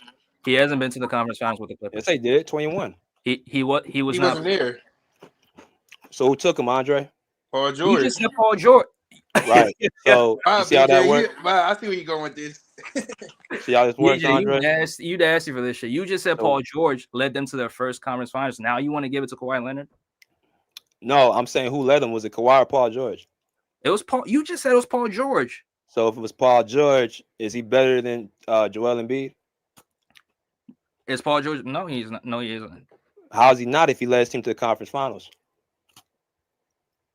So if you lead your team to the conference final, that means you're the best. Okay, all right. Trae Young better than Embiid? Tyrese Halliburton is better than Embiid. Then okay. He led his team to the conference finals. Is Tyrese Halliburton better than Kawhi? Tyler Hero better than Embiid? Yeah. Tyler Hero. Kyrie Irving. Kyrie Irving's better than Joel Embiid. Nasty work. Okay. Andre, Embiid's a seasoned player, bro. That's why I want you to say he's a regular season player. And for you to keep putting him as the first option, I don't know why. BJ, didn't I just say he should be the third option? That nigga should be nowhere near the first option. People get mad at me when I say that. BJ, you can't use past accomplishments in the present. You can't tell me because PG has made the conference finals in the past with the Pacers, he should be the first option right now. He just made with the Clippers. You just said it. BJ, he said it himself that he's not the first option. He don't want to be no first option. He said it himself. He said, no, he didn't. Get it correct. He said he is the second option behind Kawhi. But that's Kawhi. You don't have a Kawhi over there. We have an Embiid. We have a Tyrese Maxey. What is Joel Embiid? What is Tyrese Maxey? What have they done? BJ, has Paul George ever averaged 30 in the playoffs? Okay, so again, are we talking about winning or stats? Let's start with the stats first, and then we'll go to the wins. Okay. Has Paul George value stats? 30? No, he hasn't. No. How much you value stats? Oh, very, very highly. So very highly. Is Tyrese Maxey a better facilitator? Better facilitator? No. Is he better than facilitator? No. Is he a better defender? No. Is he a better rebounder? No. Is he more athletic? Yes. More than this version of Paul George. Yes, he is. Okay. He's faster. Better scorer. Is he a better shooter? Comparing both of them this year, yes. Percentage-wise, yes. Okay. I think he's shooting better this year than Paul George. Okay. So Tyrese Maxey, what's the farthest he's been in the playoffs? Second round. Okay. What's the farthest PG been in the last 4 years? He got to the conference finals. Okay. What's the farthest Joel Embiid's been in the last 4 years? Conference finals. No. In the second round. Okay. So you said you don't want me to give the credit to Kawhi, but I'll give it to PG. So who led their team farther? Paul George. So, but he's not. The thing you're missing is he's not as good as he was right now. He's not. This version of Paul George is not 2021 Paul George. So you can't expect him to do what he did in 2021 right now. It's just not gonna happen. Wasn't he averaging? Was he have better shooting splits last year than any year of his career? Yeah, I think he did. So what really dropped? The will and desire dropped. The production dropped. The production dropped. What production dropped? His shooting splits were better than any. What his scoring dropped? Against the Jazz, was he not putting up like 28, 29 in that playoff series? Well, we can only go by what has recently happened. So I'm just speaking upon the regular. Recently, he didn't get to the conference finals. I'm saying the first round, just like Embiid and just like Maxey, and those guys had better stats than he did. So this is why I like Kawhi. This is why I like Kawhi. Stats. Do you think Kawhi's a stat guy? Yes. Kawhi's a stat guy? Yes. Kawhi Leonard's a stat guy. Yes.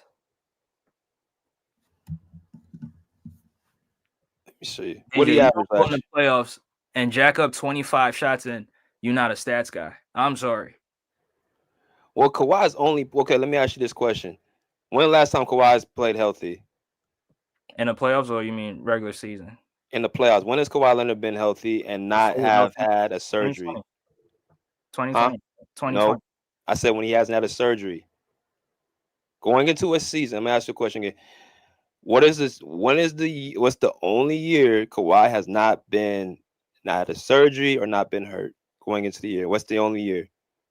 Going into a year. What's the only season after he's been healthy? There hasn't been no restrictions or time off and no injuries. Wasn't it 2019, 2020 season? No. He had surgery the next year coming to the Clippers. That summer he had surgery? Yep. I didn't hear about that. He was hurt in the playoffs. Okay, what about 2020, 2021? No, you gotta go backwards. He was hurt. Every year he was going to either having a surgery or hurt. Going into the next season. He hasn't been healthy without a surgery since 2016, since the Spurs. Every season after that, had surgery in the after the bubble. He did not. Well, I'm saying when time was off, he needed time. He didn't need that huge break that he had for like 4 months contribute to him not getting hurt. So my point is that playoff wise, the last recent time we saw him really complete a playoffs, he didn't even complete it, was with the Raptors, but he was still hobbling around. What I'm saying is that if you look at his numbers in the regular season, Kawhi is not worried about his stats. He worries about the wins. And B worries about his stats. So when a guy averages 25 in the regular season, they're not worried about their stats. 25 ain't like Andre. That's not like a lot. That's for his caliber. If you put up 25, you're an elite scorer. He only averaged 22 last year, bro. But I'm saying he's had a season where he's putting up 25 or 27 a game. With the Clippers, he averaged 27. Let me see. He doesn't take a lot of shots, bro. He doesn't shot jack. Kawhi, no, does not shot jack. You don't see Kawhi shooting 30 shots. In your opinion? Shot jacking is 25, 30 shots a game. This guy, there'll be games. Kawhi, you want to talk about passive. There's games this nigga won't even shoot double-digit shots. He'll shoot like 9 shots, 11 shots. There's multiple games he'll do that. So, yeah, and Sporting Page, I'm not fighting the fact that he's not efficient. He is efficient. But if you're a player and you're jacking up 20 shots again, you're averaging 20 shots, 21 shots, 22 shots. You're definitely looking for your stats. And there's no way that you can convince me otherwise. 19, 9, 16, 11, 18, don't do that. 17, 19, 14, 17, 16. Where's the 20 at, Andre? Andre. I rounded 19.9. Oh, you rounded up. Okay. I always round up. Not 9, 6. BJ, nobody takes 19.9 shots. You got to round it up to a whole number. So he averaging 14 shots a game. In February, he averaged 14 shots a game. The month before that, he averaged 13 shots a game. Okay. Kawhi is not a shot jacker, bro. The reason why he's so efficient is because he doesn't take a lot of shots. He picks his points to take shots. That I don't disagree with. I agree. But He said, do we factor in the players he had on the floor? Because if you have better players on the floor, guys that are good as you offensively, guess what? You're not going to take a lot of shots. What do you mean? If you got good offensive players on your floor, you're not going to jack up 20, 21, 22 shots. But when the talent level is not up to par, then guess what? You're going to take those shots. Wait a minute. Wait. So you're saying because of what's around Kawhi is why he's not shooting more shots? Yes. In the regular season, yes. Which year was that? Every year, pick a year. No, you Andre, you said that he doesn't shoot more. Anytime you shoot 20, 25 shots, he's shot jacking. Kawhi don't shoot that, bruh. BJ, he's had a season where he jacked up 20 shots a night. And in that season, if you go look it up, He has a year. I mean, he has a game where he's taking 27 shots, 28 shots, 25 shots. That's definitely looking for your stats. BJ, every player stat pads. And if you disagree, then I don't know what to tell you. But Everybody's stat pads. Kawhi stat pads? Yes. I disagree. That's nasty, Andre. He does stat pad. When he came that 2022-2023 season, if you tell me that he wasn't stat pad in some of those games, then I don't know what game you was watching. I saw him busting KD's ass. Now we need every one of those buckets. Man, so wait a minute. Are you condemning him for putting the ball in the basket? Nah, you condemning Embiid for taking shots. The better scorers are always going to take more shots. That's why I don't complain when players jack up shots. But is it helping you win, bro? That's the difference. Is it helping you win? DJ, that's a whole nother conversation. There's more that goes into a basketball game. There's defense, there's rebounding, there's turnovers. Like it's a lot that goes into it. But he's the best player on the court, right? He is. So don't the blame go to him? You gotta put it in context. Well, nah. I mean, that's what I've been saying. Your second option, BJ. If me and you was on the same team, I'm the best player, and you get to the free throw line, you're shooting 30. Was it 29% from the free throw? BJ, you're not winning no playoff series with the second option shooting 30% from the free throw line. He should get his guys in line and get his troops in order. He's the leader. That's his fault. Wait, so somebody shooting 30% from the free throw line, how do you get them in line? Get them in line by gathering them up in practice, and you get them in line by creating a non-toxic environment. And you actually you go there and lead by example. Your job, no excuses to get the job done. I don't want to hear nothing about the second option. That Joel Embiid is the best player on the team. He gets the blame and he gets the praise. So anything that Ben Simmons did in the Hawks series, we just forget about that. And Embiid is supposed to drop 50 a game and win the series. Embiid is the end all be all, Andre. No, he's the guy. Hold on. Andre, who said he was the end all be all? He's the process. He's the process. He's the MVP. That's the shoulder that he had. That's what he signed up to do. He gotta be better. He gotta be better. So great players don't lose. Yeah, they lose, but it's gonna go on him. He gets the blame. Not all the time.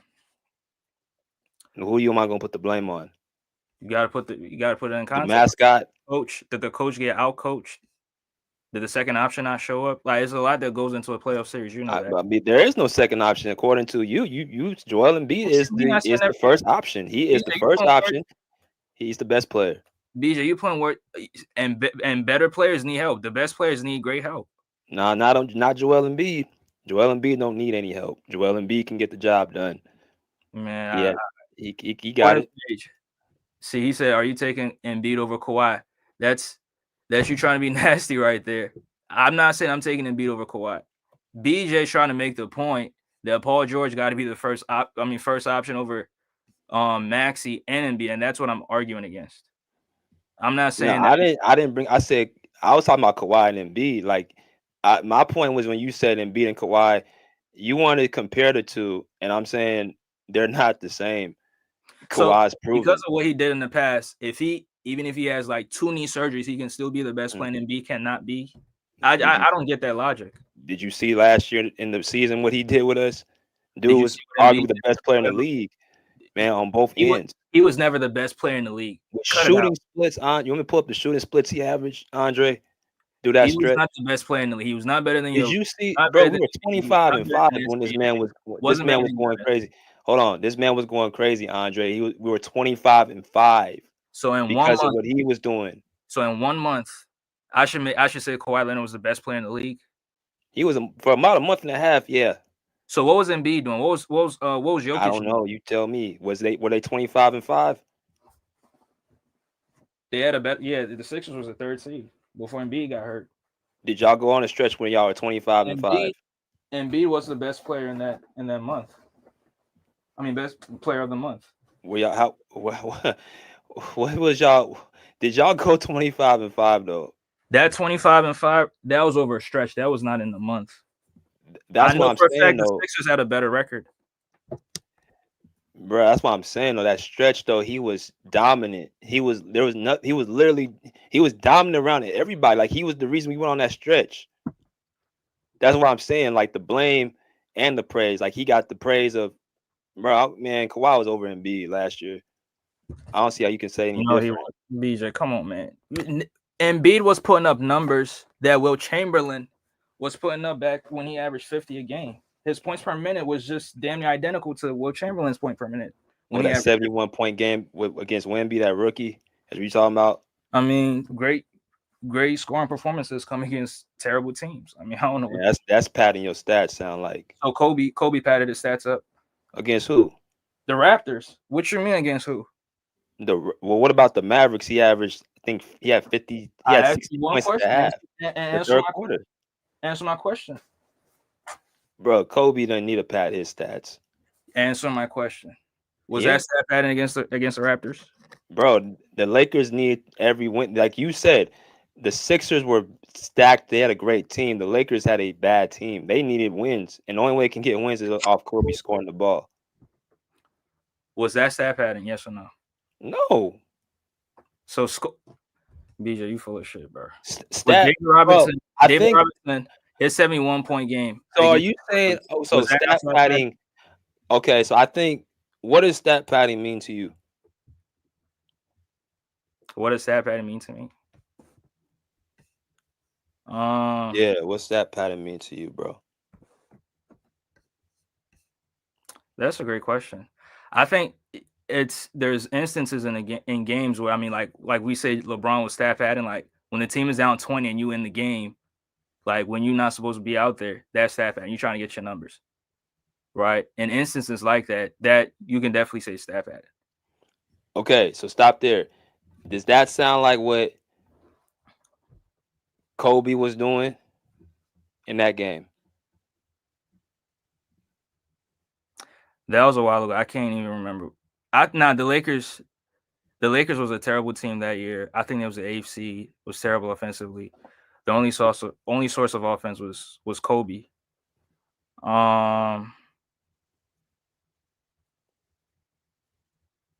That's what I mean. They needed, like, just because you. I'm not saying you when you score. If we go by that logic, then when they took on the Spurs, it was a close game up until the fourth. Yeah. When Embiid scored 70, was it 70 or 71? It was a close game. So would you say because of that it's not stat padding? Because I feel like it was stat padding for sure. Yeah, because of the competition he faced and the team he was even.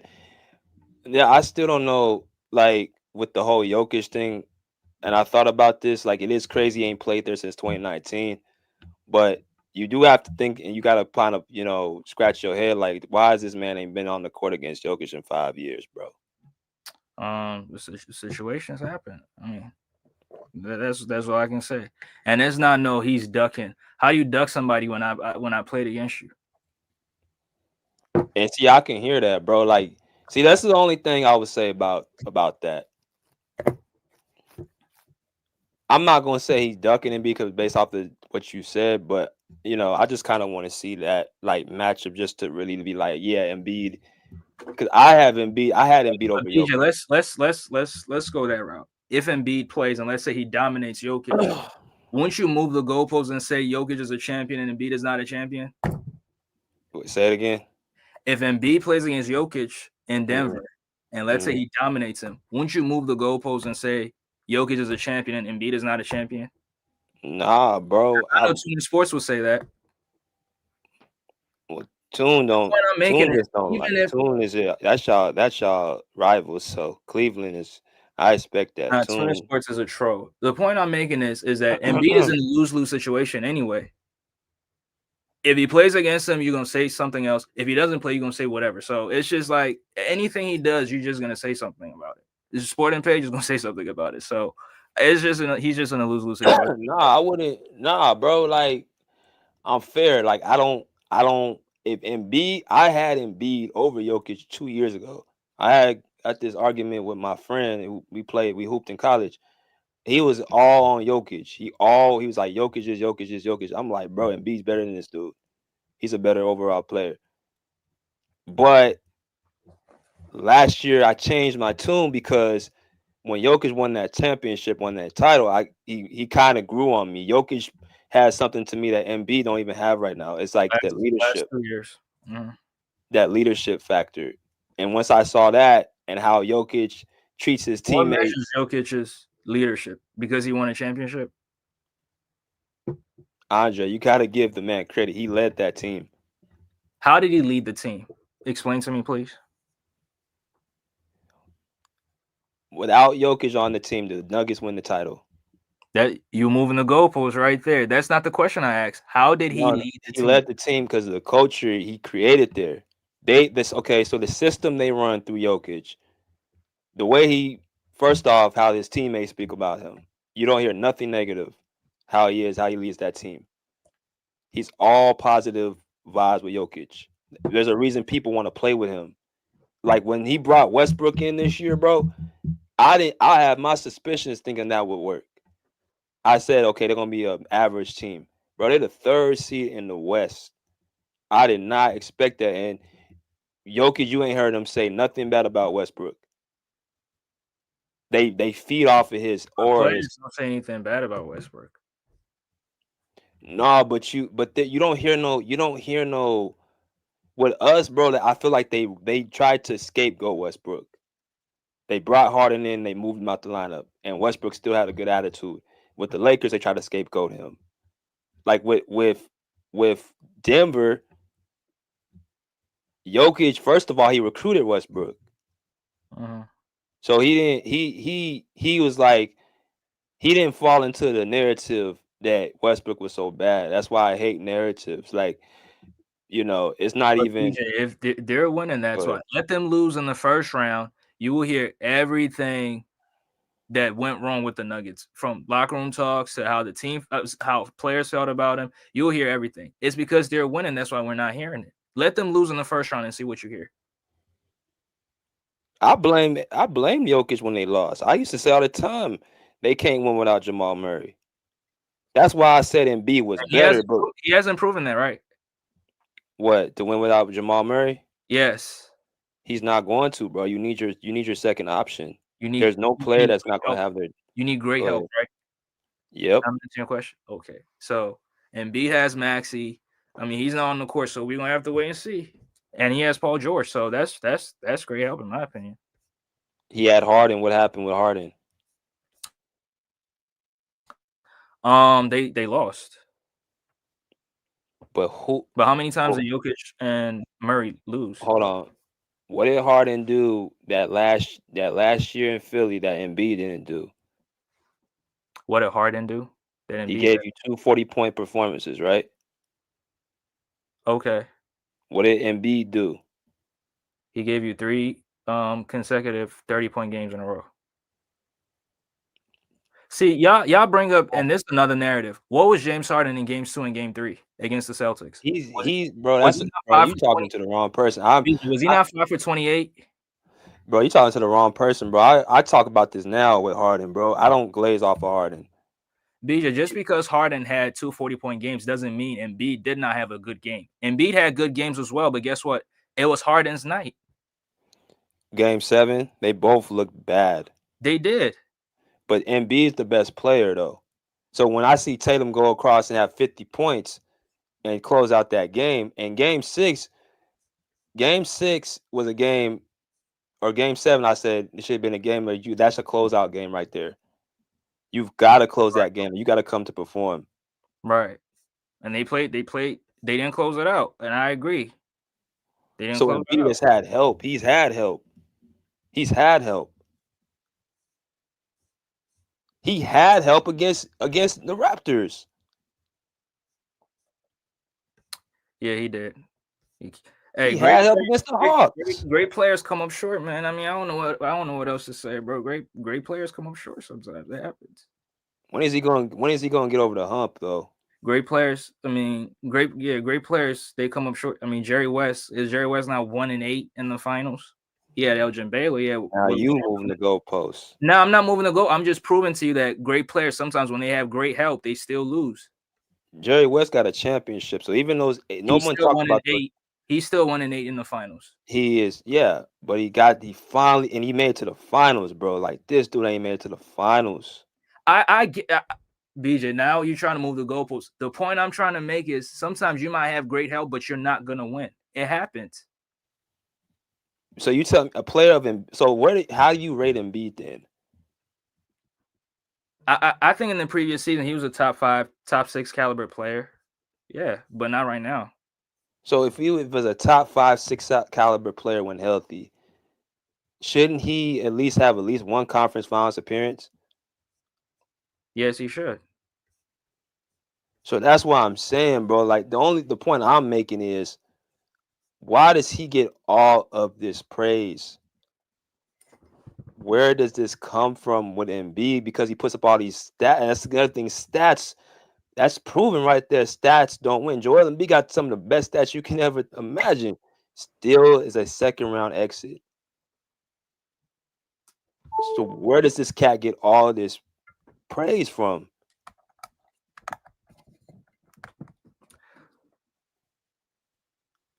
Can you hear me?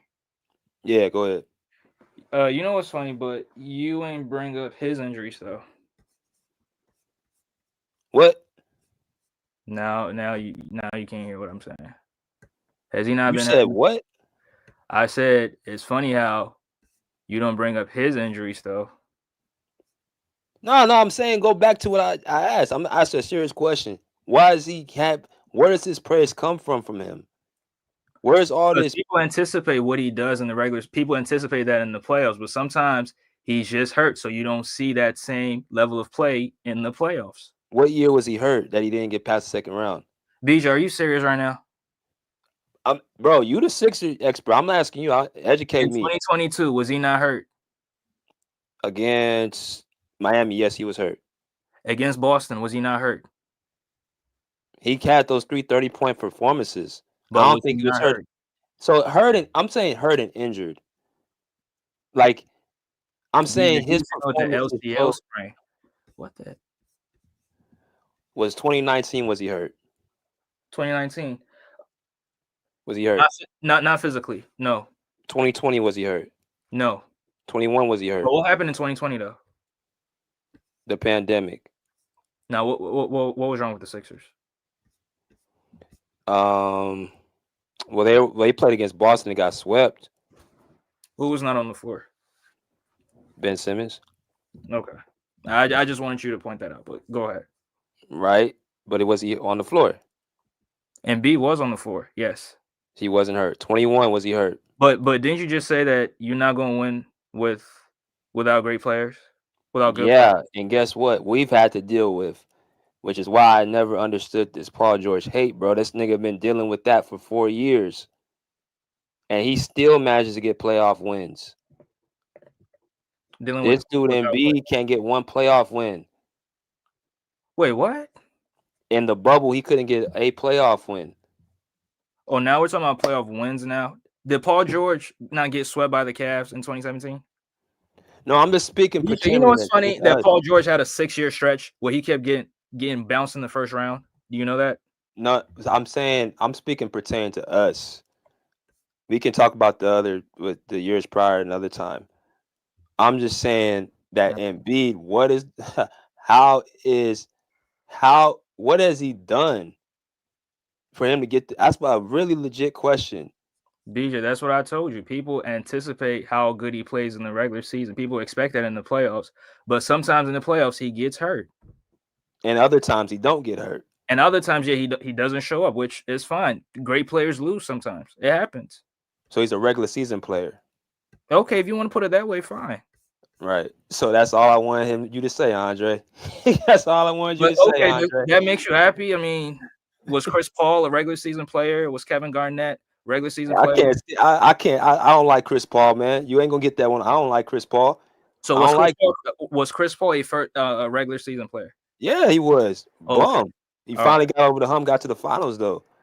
He got to the conference finals though. With James Harden. With James Harden. Same guy Embiid had. And that was not prime Harden. Sorry. Didn't the man lead the league in assists? That was BJ. That was not his prime, bro. Well, damn, man. Like, so Chris Paul wasn't in his prime. And they faced hurt teams. You said this in the past. Now you gonna cap for Chris Paul now? No, Chris Paul. I'm saying in 2018, if he doesn't get hurt, they would have beat Golden State. In my opinion, wasn't beating Golden State, man. They would have beat Golden State, bro. No, they would. Yeah, they were up 3-2. I mean, we seen a lot of teams up. The Sixers were up 3-2 and they got walked down. It don't mean shit. No, I'm saying once again, Embiid, man, dude is a regular season player, and for you to keep capping for the dude, I agree. Over and over. I agree. He's a regular season player. Okay, I agree. What is Maxey then? So you're gonna judge a young player who's in year 5. You gonna call him a regular season player? 5 years, nigga. That's a long time. That's a good amount right there for me. Kawhi Leonard was already a champion in his 5th year because he played with Tim Duncan. Paul George was already went to the conference finals twice in his 3rd and 4th year. Because the Pacers had a good team and the East was weak. Who did the Pacers have? Come on, Roy Hibbert, Danny. Not a Hall of Famer. Lance Stevenson, George Hill. Not a Hall of Famer. Luis Scola. Not a Hall of Famer. The Eastern Conference was weak at the time, so I mean. So was the Eastern Conference weak, or did he not have help? The Eastern Conference was weak. So it's a big. I mean, you've even said that in the past before. The Big 3 Miami Heat was weak. That's the only competition that was in the East. That's the only team he was losing to. That was the only competition that was in the East. That was the only team he was losing to. Okay, because that was the only competition in the East. But I'm saying that's the only, and those games went to the Boston Celtics got old. My point is to say Maxey's in year 5, bro. It's not an excuse. That's plenty of time for you to do something. But I mean, you're judging him as the best player, and he's not the best player. That's not what Sixer fans tell me. They say this dude is the next coming to Allen Iverson. No Sixer. I don't know where the hell. They think that, but they say that he's next coming to Allen Iverson. No Sixer fan said that, BJ. Man, y'all love Tyrese Maxey, bro. Yeah, I ain't never seen nothing like it. Y'all treat this man like he should have the key to the. So now we can't appreciate our players.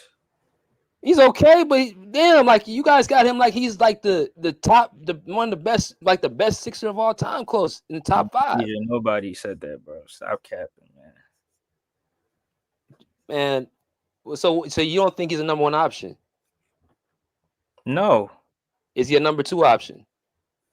He can be a number 2 on a championship team. On a championship team, I think he's a 3rd. Really? Yeah. So why is he a number 1 option on the team that y'all got now? Why is he a number 1 option on this team right now? Yeah. Because this team is not a championship contender. That ain't what I heard. When I saw it when it coming up with this team, y'all was projected to be top 3. But I mean, the team has dealt with injuries, like you said. So clearly, I don't want to hear that. No excuses. BJ, you just said the team's been hurt. Now no. I don't want to hear that, Andre. That's no excuses. No excuses. Y'all should be better. BJ, you talking at the both sides of your mouth, bro. I don't want to hear. I don't want to hear about the injuries. Tyrese Maxey, he's the first option. The reason that y'all where y'all at is because of him. So you gonna blame Maxey for the Sixers being? He's the best player, ain't he? So is it Joel Embiid or is not Joel Embiid now? Because I'm kind of confused. I'm confused. What is it? Who you said Maxey's the first option on this team? So either Maxey gets the blame or Embiid gets the blame. Which one you want to go? The nigga that's not playing should get the blame. What do you mean? So Maxey's the first option, right? As of right now, yeah. Okay, so he gets the blame. He's the best player. He gets the blame. He should be carrying y'all. Where's Maxey? Where's Maxey at to carry? He ain't carrying y'all nowhere. Because the team, like you said, the team's been hurt. Nah, because when I said it before, you didn't want to hear none of that. I didn't want to. BJ, you're trying to move the goalposts right now. Yeah, I'm moving the goalposts. I'm moving the goalposts right where it started at. Where in its rightful place. You're moving the goalposts. No, I'm letting you move the goalposts. I'm letting you hear This is how you see how I'm making it sound like I said injuries were the only reason y'all where y'all at, bro, and you just admitted to it. You just admitted it. But BJ, when you said that, did I disagree? I just told you the Yes. regular fan is not gonna care about it. I said Sporting Page is not gonna care. Yes, you said this team needs to be blown up. And BJ, I mean, even you. Okay, BJ, can I ask you a question? Go ahead. The 2021-2022 season, the Lakers, did they miss the playoffs? Yes. Why did they miss the playoffs? Because of injuries. But when you was making videos, did you say they missed the playoffs because of injuries, or you said they were trash? They were both. Now they were. When I say trash, Andre, I'm comparing them. You didn't bring up their injuries, Andre, when I'm saying trash, they're compared to us. They can't beat us, and that was true. They couldn't beat us. But BJ, my problem is you didn't bring up their injuries, and they was hurt, but you didn't care about their injuries. Bro, we were injured. We were injured. Why in the hell would I bring up their injuries when we dealing with injuries? If anybody deserves an injury excuse, it's us. What am I worried about the Lakers for? They got they big two. I ain't worried about them. We were beating them healthy or injured. But that's not the point. The point is that you just admitted the point is when they to the DFJ Hoops podcast and all these people in the chat that the reason why the Sixers are where they're at, not because they're not good enough, not because the team sucks, not because of it's because of one thing, injuries. But did I say the team sucked? I agreed with you. I just said people are not gonna care. Like Sporting Page don't care if the Sixers are hurt or not. But didn't you say that you wanted to blow it up? Say it again. Didn't you say you want to blow it up? Yeah, I said I wanted to blow because Embiid, we don't know Embiid's we don't know his status. So that's why I said then get rid of Embiid. If you get rid of Embiid, then get rid of Paul George too. So you get rid of Embiid and Paul George and do what? Get another franchise player. Get draft picks and let's start from there. How long is that going to take? I don't know. However long that take, I don't care. So y'all going to be a team. This team's not competing for a championship anyway. But Andre, y'all beat winning teams though. My screen is fucking up right now. I don't know why. Y'all beat. Can you hear me? Yeah, I can hear you, but my screen is just fucked up. Nah, I said though, for you to say that you want to blow it up means that you say this team isn't good enough. BJ, because the expectations that we have of this team, even though they've been hurt, with Paul George on the floor, I expected them to be much better than they is right now, and they just haven't been that. So just like I said, you want to blow up the team and be worse than what you are now. You want to take steps backwards. Yeah, because BJ, we are worse with those players on the team anyway. No. You just said they've been hurt, so they haven't been on the floor, Andre. BJ, and when they are on the floor, they have a winning record. So they have not been on the floor. You haven't seen it. That's the reason why we haven't blown up our team after the last 4 years when people keep saying we need to blow it up because Kawhi has not been healthy for 4 straight years.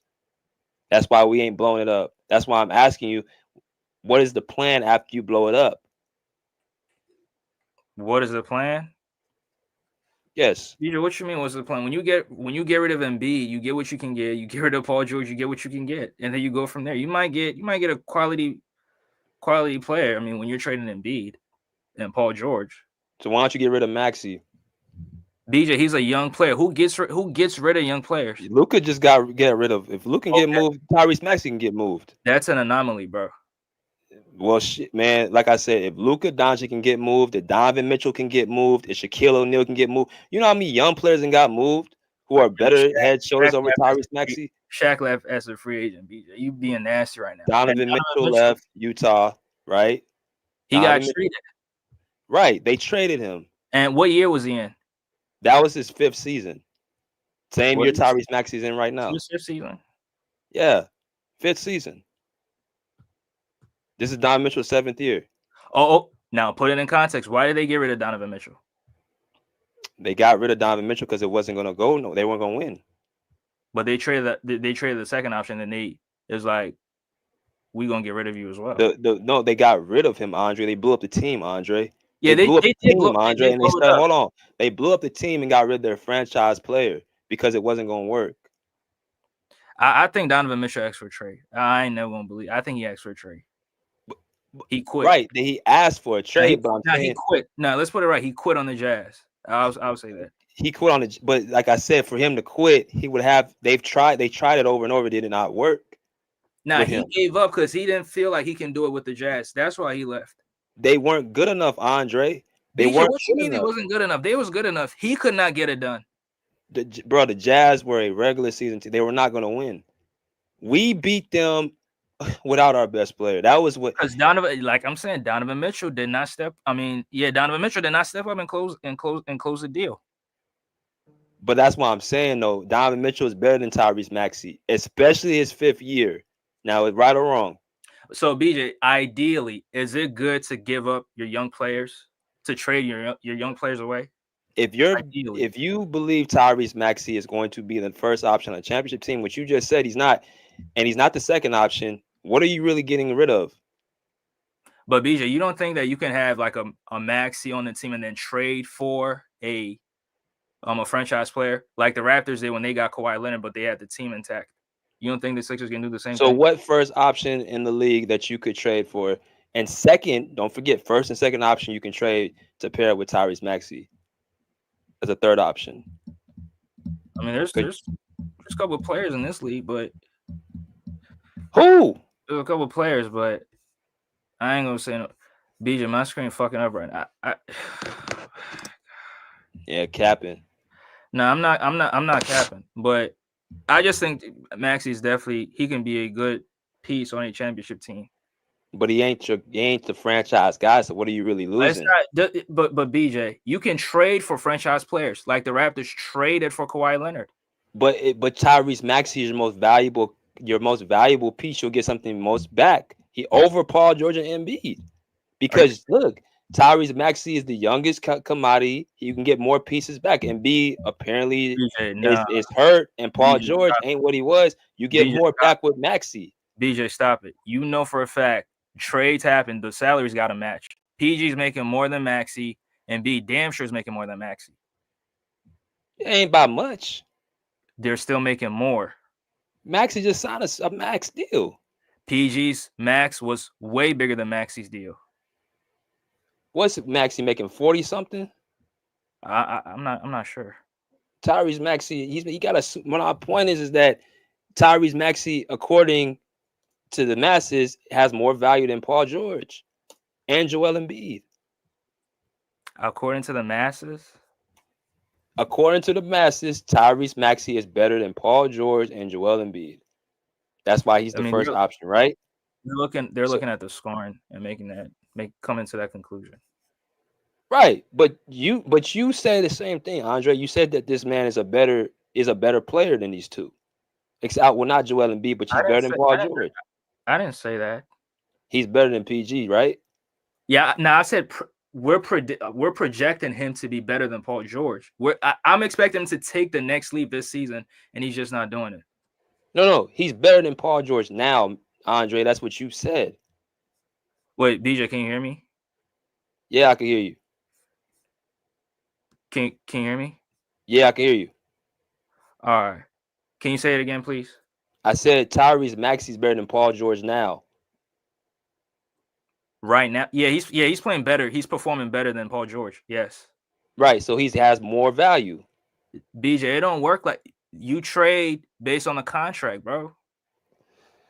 You trade based on what you can get back. You can get back more with Tyrese Maxey because he's a better valuable player and he's younger. Paul George, you're not going to get as much value back. Who can the Sixers possibly get? Huh? If you trade Maxey, who can they get? Now, I'm not saying I don't want to trade Maxey at all because, I mean, of course, if I can trade Maxey for SGA, I'm damn sure making that move. But no, Maxey would be traded for a guy like a De'Aaron Fox, who I think is better than Maxey. But he just went to the Spurs, though. He just did. He did. I'm just giving you a name. I think you got guys like Tyrese Halliburton, who's better. You got guys like any young point guard. And BJ, I'm not even disagreeing with that. I'm not even disagreeing with you on that. I'm not going to disagree with you on that. But I'm just saying that it's just not advisable to trade your best young players. Ideally, it's just not. How? That's the most when they're most valuable, bro. BJ, you got Clipper fans complaining that the Clippers gave up the SGA for Paul George. They didn't give him up for. They gave him up for Paul George and Kawhi, bro. And okay, Paul George and Kawhi Leonard. Now look at what SGA is right now with the Thunder. Second round, cute. What you mean second round? He's been with second that round. team, That's BJ. cute. That is cute. He has been a second round. Let's look at it. Nasty, man. He has been a guy. SGA has been far the second round. That's what you got. That's what we gave up. Now, that's nasty work. What have we done? How far have we gotten without? Have we gotten farther than that? Right. So hold on. When you gave up SGA, the Clippers were a much better team. SGA went to a team that was rebuilding. So it's just not the same situation. He went to a rebuilding team, but y'all, the Clippers, had a much better team. No. So it's just not the same thing. No. I'm saying the last couple of years, bro. OKC has found their niche. They're good enough now. The last couple of years, Clippers lost in the first round. Right. Hurt. I don't care, hurt or not. You lost in the first round. But I'm saying, my point is, Andre, you people act like SGA we gave up some, bro. What has he done? So BJ, did you expect him to be an MVP caliber player? This is his 7th season in the league, bro. You didn't answer the question. Did you expect? I mean, it's a lot of players. It's DeAndre. It's that bum DeAndre in 7th season. Is he an MVP caliber player? No. What players who are top 10 in the league have not made it past the second round? Right now, SGA is a top 10 player, right? Right. Go through the list and who hasn't made it past the second round. Donovan Mitchell. He ain't top 10. Donovan Mitchell's not a top 10 player? Nope. The best shooting guard in the league is not a top 10 player? He's not a top 10. Not to me. Well, if you want to put him there, I think in the regular season. Man, BJ, come on, bro. But he ain't top 10. Like SGA, my point is, bro, 7 seasons, he ain't done nothing for anybody to say we gave up so much, bro. I could see if you got a championship or a conference finals appearance, he ain't did that. But BJ, he's getting better and better, and he's elevating his level of play every single year. Yeah. And I still don't believe. I still believe OKC can get beat. And so that'll be another year down of them getting out the second round. But what if they get to the conference finals? Then I'll come here and say I'll stand corrected. No, BJ, this is just nasty. But right now we're speaking on SGA ain't done the same thing with Maxey, bro. These guys ain't did nothing.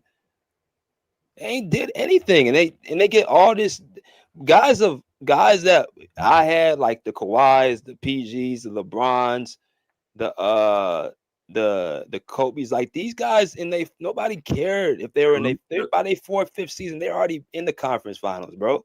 The Luka Doncic, I'll give him credit. You guys are he's in the conference finals, bro. Yeah, SGA is in 7th season. BJ, SGA went to a rebuilding team, bro. It's not the same. So if OKC gets put out in the second round this year, because I still see teams that can beat them. It depends though, because if SGA go out and he put up 45 a game and they still lose, how can you blame him? They're the number 1 seed in the West, so you got some help. But BJ, we know players can get outplayed in the playoff series every single time. It happens. Whose fault is that? What you mean? Whose fault is that? It's the player's fault. The second, third, and the coach. Because you said Mark. I always Mark Dedenhoff is a top 5 coach. You ain't gonna never heard me. If he gets outcoached in the playoff series, how can you blame SGA for that? Mark Dedenhoff, you ain't gonna never say bad about him. So he's a good coach. So answer my question. If he gets outcoached in the playoff series, how can you blame SGA? Because SGA is the best player. But something happened that was beyond his control. Yeah, SGA didn't win. Nah, the coach got outcoached in the series. SGA didn't win. The coach got outcoached in the series. SGA didn't win. He didn't do his job. He didn't lead his team. See, well, is the coach the leader or the best player is the leader of the team? the best player. So the best player is over the coach? The best player, you follow the best player's lead. I thought the best player follows the coach's lead. The Dude, best player is SGA. That's why, bro. That's the thing. I hold these guys to this standard, and people act like I'm being too harsh, bro. That's why I say SGA ain't did anything. But BJ, the thing is, like, we're looking at what he does in the regular season, and then we're projecting what he can potentially do in the postseason. Which last season he showed what he's capable of doing. Now they came up short because they went up against a team that was much, much better and much experienced than them. But this year they've got. How many times we gonna fall for that, bro? BJ, that was the first time they made the playoffs. No, well, the year before, what happened? They were a young team and they lost in the play-in, so they're getting better every year. So what age can I properly critique this? So they were in the play. I mean, they were in the play-in in 2023. So the next year, you expect them to go to the NBA Finals? How does that work? I expect them to get past the second round. You know why? No, because you didn't pick players that see. That's the bar. How do you want me to set this? Is up. I'm gonna give you. How do you want me to set the bar? You want me to set the bar high or low? But no, but DJ, the thing is that they were building, they were getting better. And my point is, if they're in the play-in 1 year, I don't expect them to get to the NBA Finals. Chris Paul took the same team with the same caliber of players, young players, and got them 7 games in the first round against Houston. After Chris Paul left, their team went to rebuild. That's when their team went to rebuild. So if Chris Paul can do it, why can't SGA do it? And choked in the first round. Yeah. Chris Paul did choke. Bro, man, OKC was at the bottom of the West for 2-3 years straight. And that's when SGA had his team. BJ, this is nasty, bro. No, listen to what I'm think about this. Better. No, think about this, Andre. Chris Paul had him as a 5th seed, right? In the bubble. Had him as the 5th seed. Yeah. 2-3 seasons after Chris Paul left and went to Houston, where was OKC? They were tanking. What do you mean? Where was OKC? How were they tanking when you got SGA? We lost SGA. What was the status of the team? Like, what caliber of players did that team have? The same caliber players they took in that bubble when Chris Paul was there. You had Jalen Williams, who was a rookie. No, he did not. No, he did not.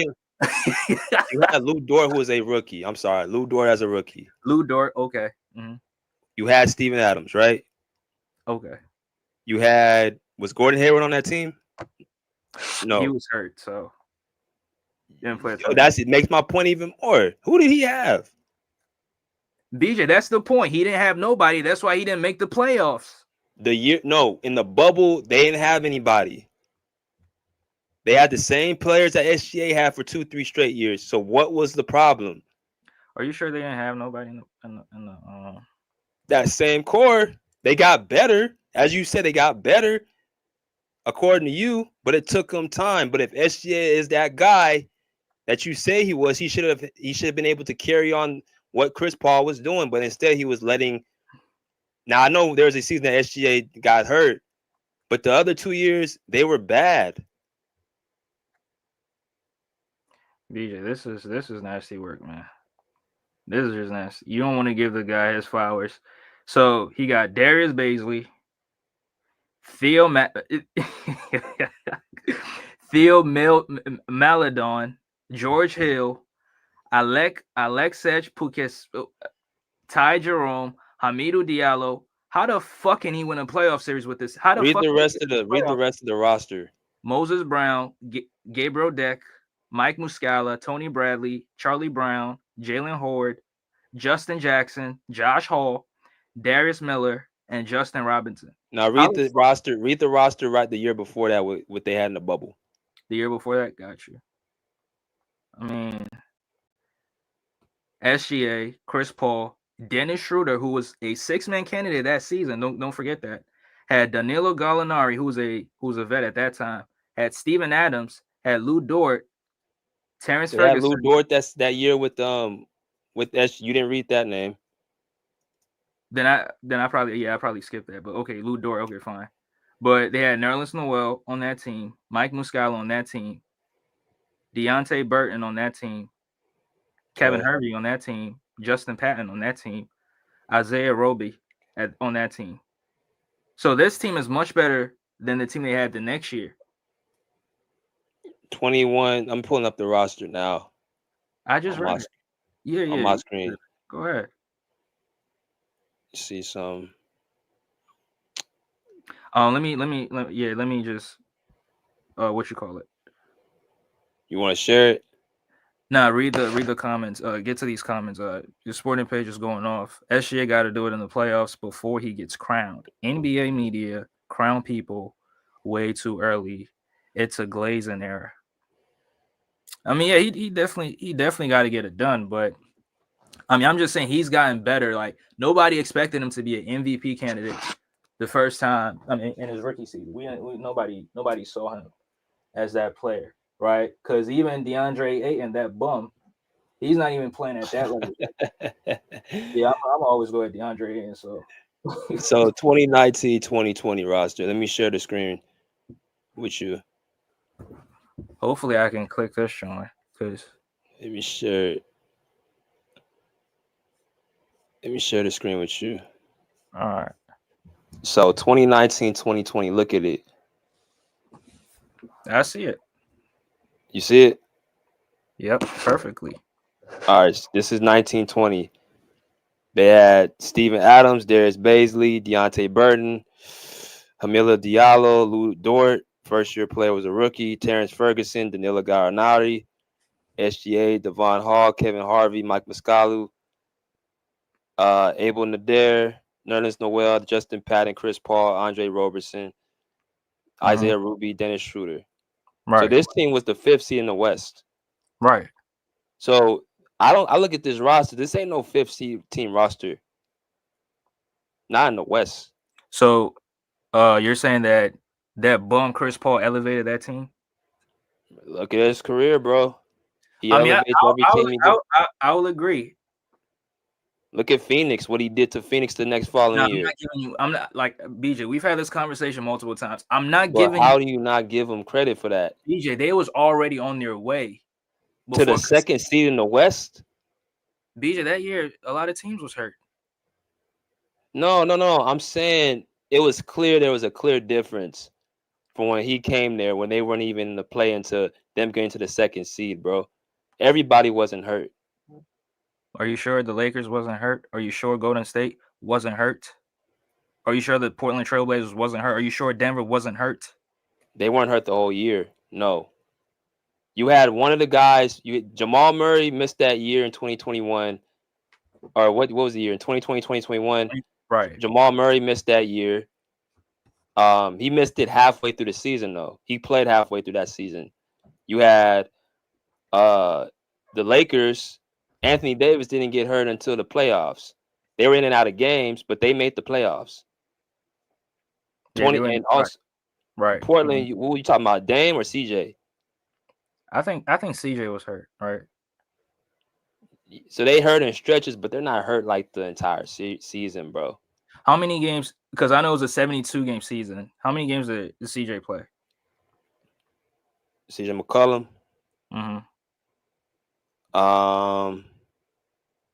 Let me check. CJ McCollum played.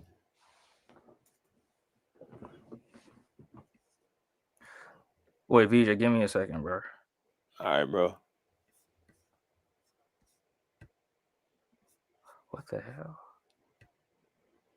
CJ played, he played 47 games.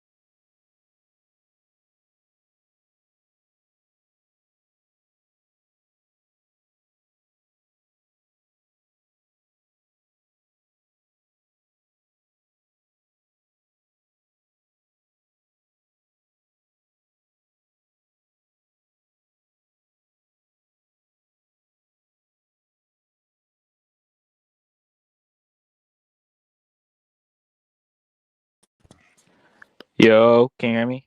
Yo. Man, getting kicked off my own show. That's crazy. I'm like, where Andre go? Bruh.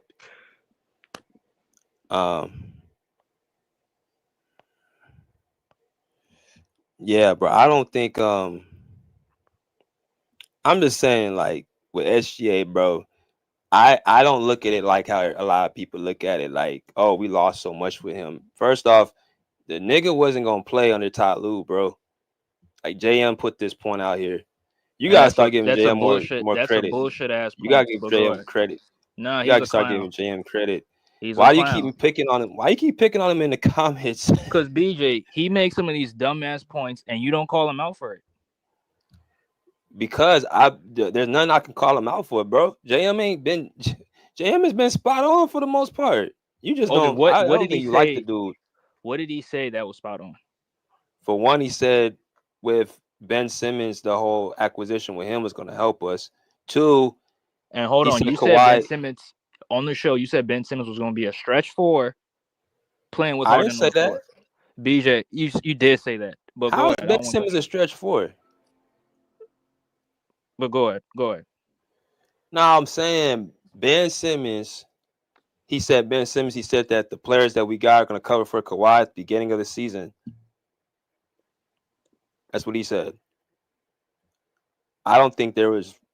What did he say that was really all that bad? But BJ, you the same person who ain't got no faith in Derrick Jones Jr. and Chris Dunn. Hear me out when I say this. Okay. I think the Clippers overvalue Derrick Jones Jr. because they think that he shut down Paul George and Jason Tatum, which he didn't do. They gave this man a $30 million contract, 3 years. And I said today, now that you have Ben Simmons, Derrick Jones his minutes are going to be decreased. Chris Dunn, where I was more upset about is how people made it seem like he was a better fit than Westbrook. They were trolling him. And this is another thing, calling him washed, which I don't see how. And I don't see how Chris Dunn's over Westbrook. So that was my stance on that. But JM has been on point with a lot of stuff. Clipper fans were saying that is a better fit. Chris Dunn is a better fit than Russell Westbrook.